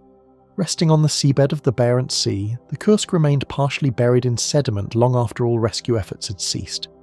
The wreck had settled into a position that reflected both the force of its descent and the weight of the water above it, leaving its structure embedded in a cold and unstable environment. Even after the immediate crisis ended, the submarine did not disappear from attention, because its very presence on the ocean floor continued to represent a technical, environmental, and political challenge. Before any recovery could be considered, the condition of the vessel had to be reassessed in full, not as a rescue target, but as a physical object altered by time, pressure, and structural failure. The sea that had once concealed it now defined its condition, preserving it in a state that required careful interpretation before any intervention could proceed. Approval for a full recovery operation emerged only after prolonged technical and political evaluation of the risks involved. The decision was not immediate, as the scale of the task extended far beyond conventional salvage operations conducted in the region. The submarine represented a nuclear-powered military vessel of significant size, and any attempt to lift it introduced concerns related to structural integrity, environmental safety, and operational feasibility. Authorities were required to weigh these risks against the necessity of removing the wreck from the seabed, where it had remained since the disaster. The eventual approval reflected a conclusion that recovery, despite its complexity, was both technically possible and strategically necessary. Once that decision was reached, planning shifted from assessment to execution. What followed the approval was the transformation of a naval disaster site into one of the most complex salvage projects ever undertaken. The focus moved from observation to intervention, as engineers and naval planners began designing a system capable of lifting an entire submarine from deep water. The scale of the undertaking required a level of coordination that extended beyond any single organisation or nation, and the project quickly developed into an international effort. Each component of the operation had to be designed with precision, taking into account the weight of the vessel, the conditions of the seabed, and the instability introduced by structural damage. The operation was no longer about retrieval in a conventional sense, but about controlled reversal of a deep-sea sinking. Participation from multiple nations formed an operational framework built around shared engineering and maritime expertise. Specialised companies and technical teams contributed to different aspects of the recovery, combining knowledge of offshore engineering, heavy lifting systems, and deep water operations. This collaboration reflected the complexity of the task, as no single entity possessed all the required capabilities to execute the operation independently. Coordination became a central requirement, not only between organisations but also between different engineering systems that had to function together under extreme conditions. Communication and planning had to remain consistent across all participating groups, as even minor misalignment could compromise the stability of the entire lift. Dominating the design process was a lifting system engineered specifically to withstand the submarine's full submerged mass. This system was not a conventional crane or recovery device, but a purpose-built structure designed to engage the hull across multiple points and distribute force evenly during ascent. The engineering challenge lay in ensuring that the submarine could be lifted without further structural collapse, despite damage sustained during the initial explosion and subsequent impact with the seabed. Every component of the lifting apparatus had to account for both static weight and dynamic movement, as shifting pressure during ascent could alter load distribution unexpectedly. The system represented one of the most advanced deep water salvage solutions ever implemented at the time. Stabilization of the surrounding seabed became a prerequisite before any attempt to engage the wreck physically. The area around the submarine had to be carefully prepared to ensure that lifting operations would not be disrupted by sediment displacement or uneven ground conditions. This process involved detailed mapping of the seabed and controlled intervention to create a stable operational platform beneath the wreck. Without this preparation, any attempt to attach lifting equipment risked failure due to shifting ground or misalignment. The stability of the seabed was therefore treated as an essential foundation for the entire operation, determining whether subsequent stages could proceed safely. Every stage of planning was constrained by the extreme weight and structural instability of the submerged hull. The Kursk was not only large but also damaged in ways that affected its ability to withstand external force during lifting. Sections of the hull had been weakened by the initial explosion and prolonged exposure to underwater conditions, creating areas of vulnerability that required careful consideration. Engineers had to account for the possibility that parts of the structure might fail during ascent, which influenced how lifting forces were distributed. This required continuous adjustment of technical models and repeated evaluation of structural behavior under simulated load conditions. Structural analysis eventually confirmed that the bow section could not remain attached during the recovery process. Damage sustained during the explosion had compromised the integrity of the forward portion of the submarine to such an extent that it posed a risk to the stability of the entire lift. As a result, the decision was made to separate this section in a controlled manner before or during recovery operations.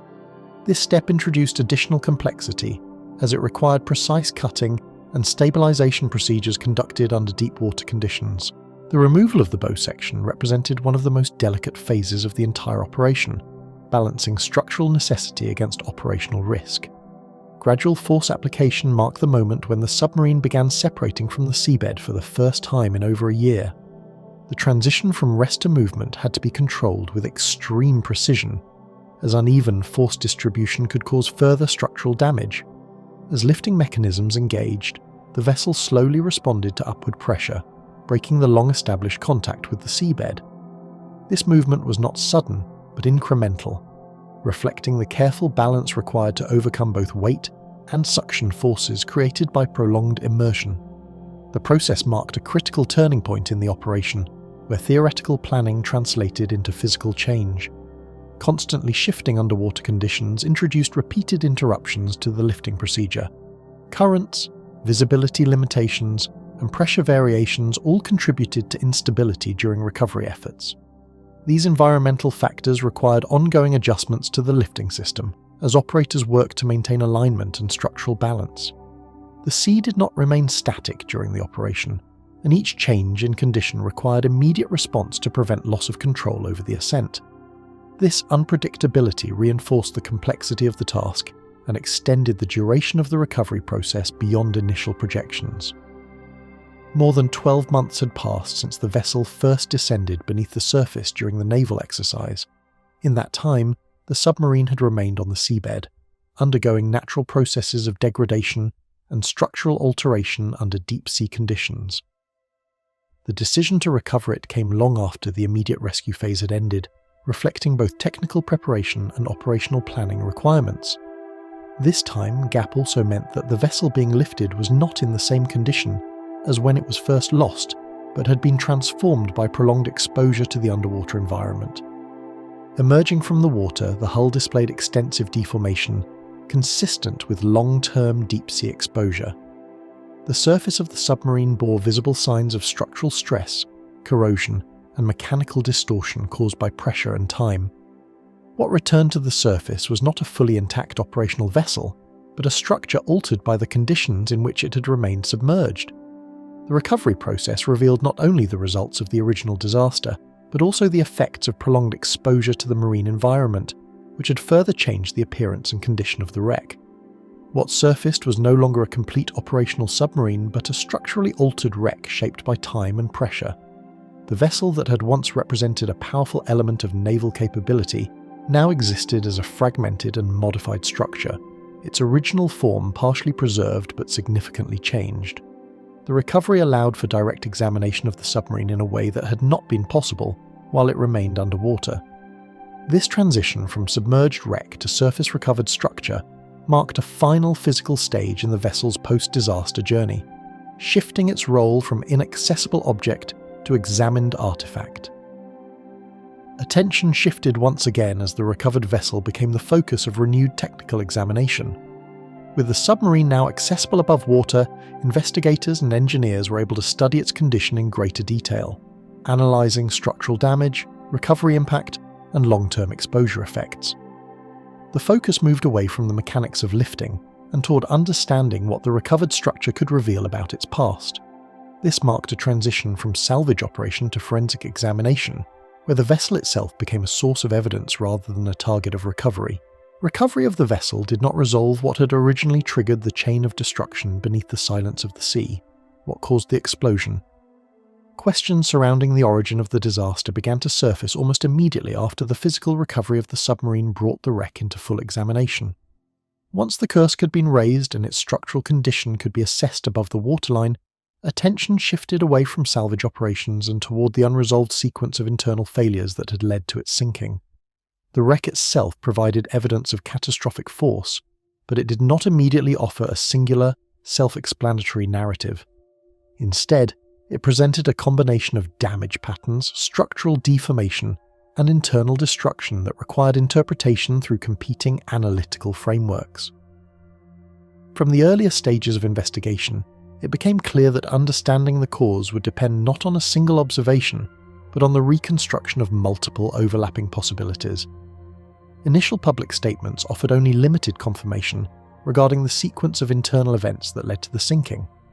Naval authorities acknowledged that an explosion had occurred aboard the vessel, but the precise mechanism and initiating factor were not immediately detailed in full public reports. This absence of early specificity created a space in which interpretation and speculation developed alongside formal investigation. Technical teams were still in the process of examining recovered components, and the complexity of the damage meant that conclusions could not be drawn instantaneously. In this early phase, the disaster remained defined more by its outcome than by its origin, with the initiating cause still subject to careful analysis. Speculation outside official channels quickly introduced the possibility of a collision involving another submarine operating in the same maritime region. This theory emerged in part due to the presence of multiple naval forces in the Barents Sea during the period of the disaster, as well as the sensitivity surrounding submarine operations in the area. Early interpretations focused on whether external contact could have triggered the explosion or contributed to structural failure. However, such suggestions were based largely on circumstantial context rather than direct physical evidence from the wreck. As investigations progressed, these early theories would be measured against the structural realities observed in the recovered hull. Large-scale naval exercises conducted in the Barents Sea at the time created a complex operational environment involving multiple vessels. The presence of both domestic and foreign naval assets in the region added to the interpretive difficulty faced by investigators attempting to reconstruct the sequence of events. While exercise conditions were routine in nature, the density of activity introduced the possibility of operational overlap, which in turn fueled early uncertainty regarding external involvement. Within this environment, distinguishing between coincidental proximity and causal interaction required careful analysis of navigational data, acoustic records, and physical evidence from the wreck itself. Patterns of structural damage observed on the hull became a primary source of evidence in reconstructing the initial failure sequence. Examination of the recovered submarine revealed significant deformation concentrated in the forward section, where the initial explosion was believed to have originated. the distribution of damage provided important clues about the direction and intensity of the blast, allowing investigators to assess whether the force had originated internally or externally. The absence of large-scale hull penetration consistent with external impact gradually shifted analytical focus toward internal sources of detonation. This transition marked a key step in narrowing the range of plausible explanations. Internal damage signatures pointed investigators toward the likelihood of an explosion originating within the forward compartments. The configuration of destroyed internal structures, combined with patterns of heat and force distribution, supported the interpretation that the initial event had occurred inside the vessel rather than as a result of external collision. This assessment was reinforced by the condition of surrounding compartments, which showed progressive damage consistent with an internal chain reaction rather than a single external strike. As a result, investigative attention became increasingly concentrated on systems located within the forward section of the submarine.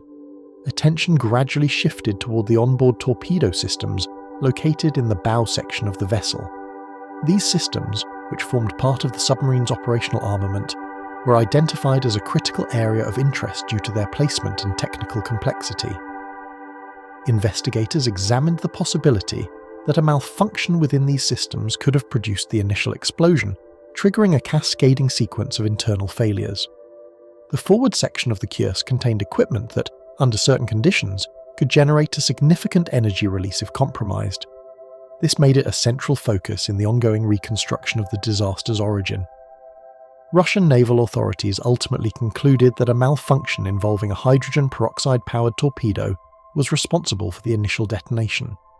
This conclusion was based on technical analysis of recovered wreckage, system design characteristics, and known failure modes associated with this type of propulsion system. According to this assessment, a defect or failure within the torpedo's fuel system led to an uncontrolled reaction, which then triggered a larger explosion within the forward compartment. This initial detonation was identified as the primary event that set off the subsequent destruction of the vessel. The conclusion provided a structured explanation for the observed damage patterns and internal collapse sequence. Independent international analyses of the recovered wreckage reached broadly comparable interpretations based on similar physical evidence. External investigative bodies and naval analysts examined available data from the submarine structure and arrived at conclusions that aligned in key respects with the official explanation. While methodological approaches and emphasis varied between different groups, the core interpretation of an internal explosion originating in the forward section remained consistent across most technical assessments. This convergence of analysis contributed to the gradual establishment of a widely accepted framework for understanding the disaster's origin. Alternative explanations persisted in some investigative and public discussions despite the convergence of technical findings. These included continued references to collision theories and other external interference scenarios, which were not fully supported by the structural evidence recovered from the submarine. While such interpretations were gradually reduced in prominence within technical literature, they remained present in broader discourse surrounding the disaster.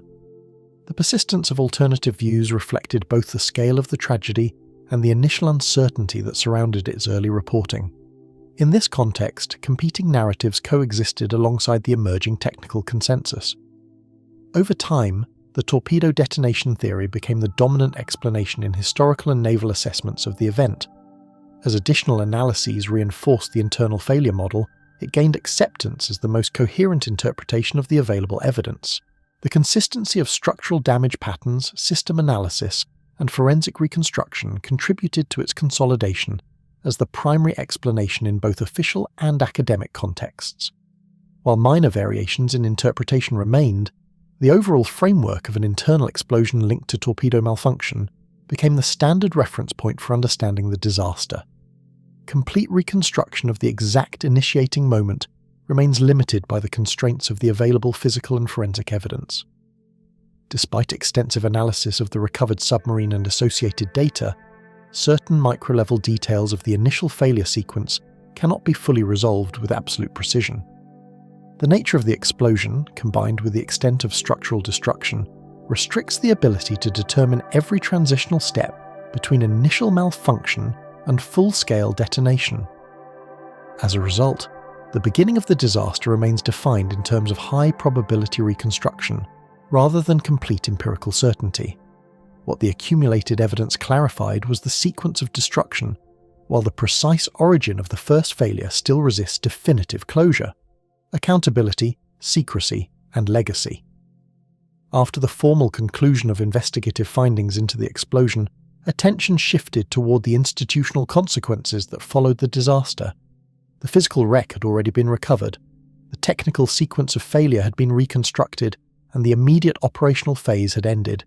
Yet a different kind of inquiry began to take shape within military and governmental structures.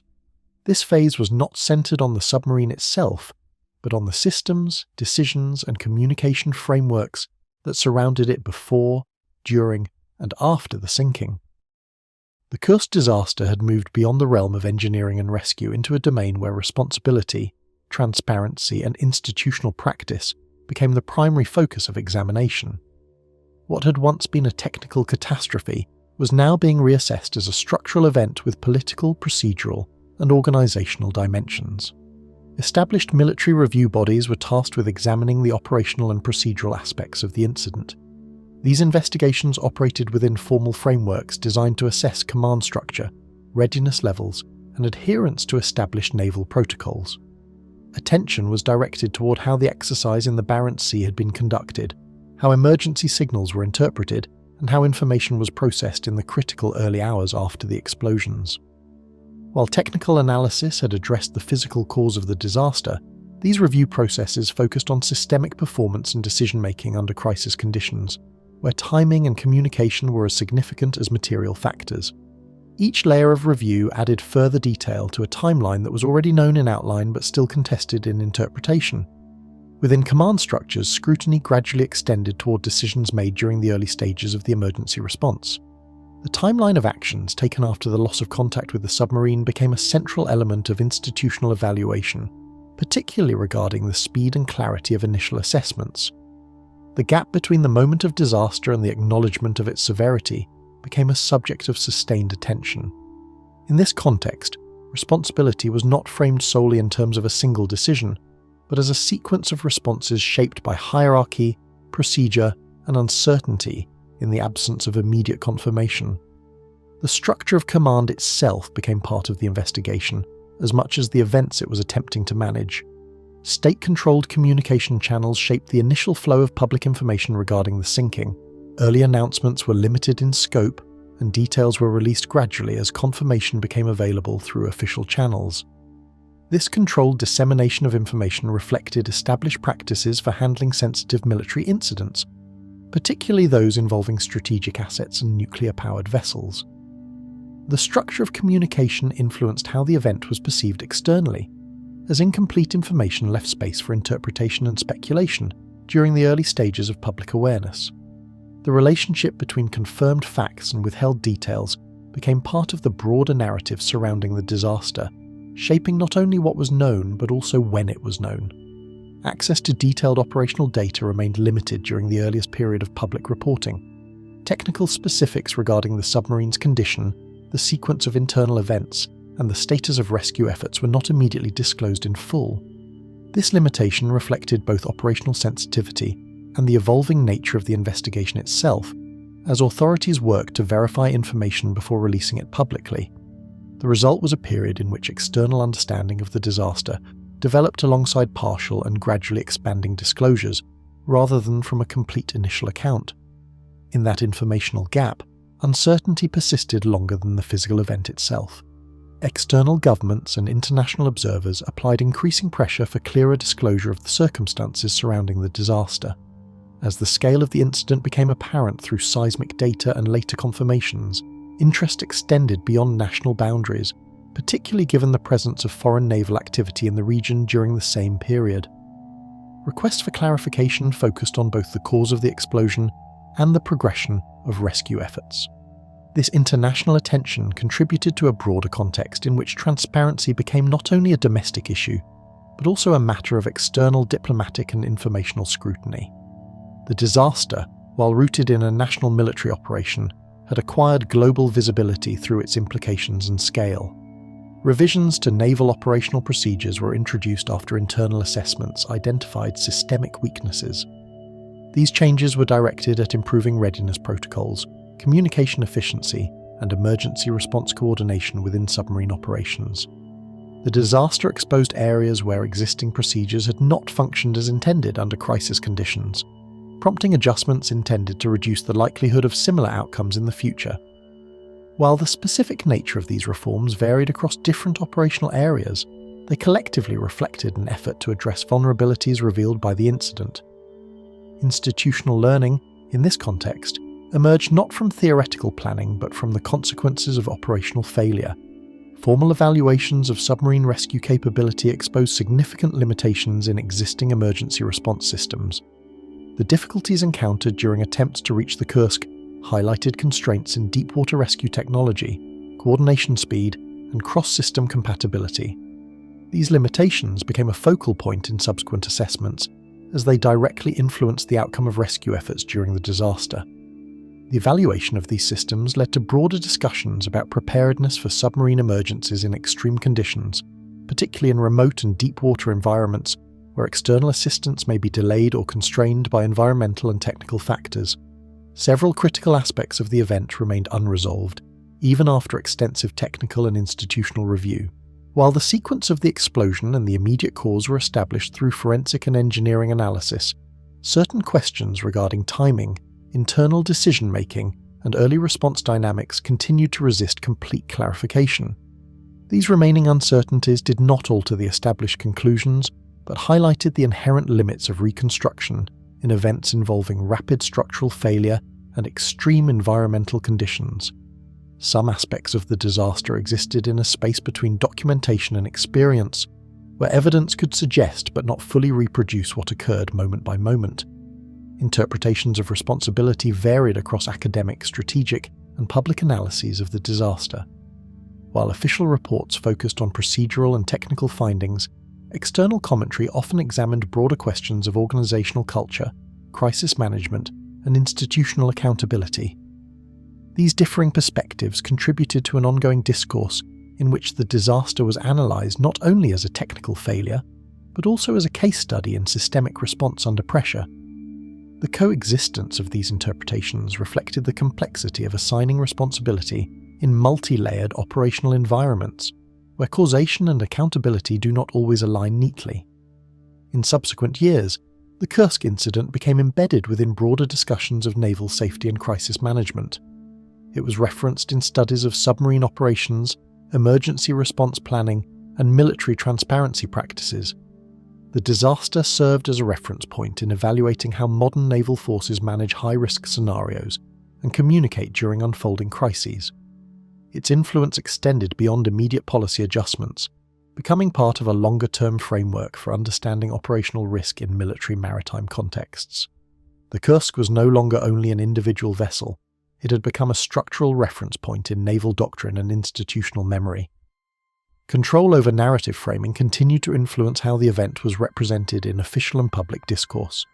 The manner in which information was structured, released, and later contextualized played a role in shaping the collective understanding of the disaster.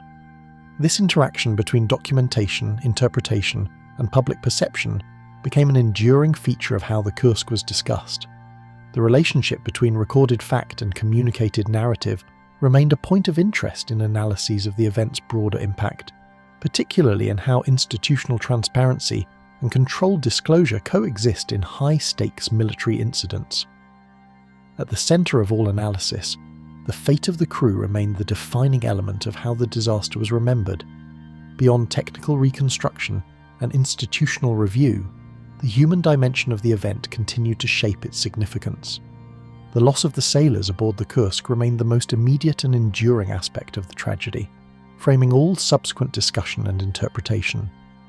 Their presence within the narrative persisted not through operational data, but through the recognition of what the disaster ultimately represented, a moment where systems, decisions, and silence converged beneath the Barents Sea. Every explanation, report, and reconstruction still leaves the Kursk's final hours beneath the Barents Sea wrapped in unanswered silence.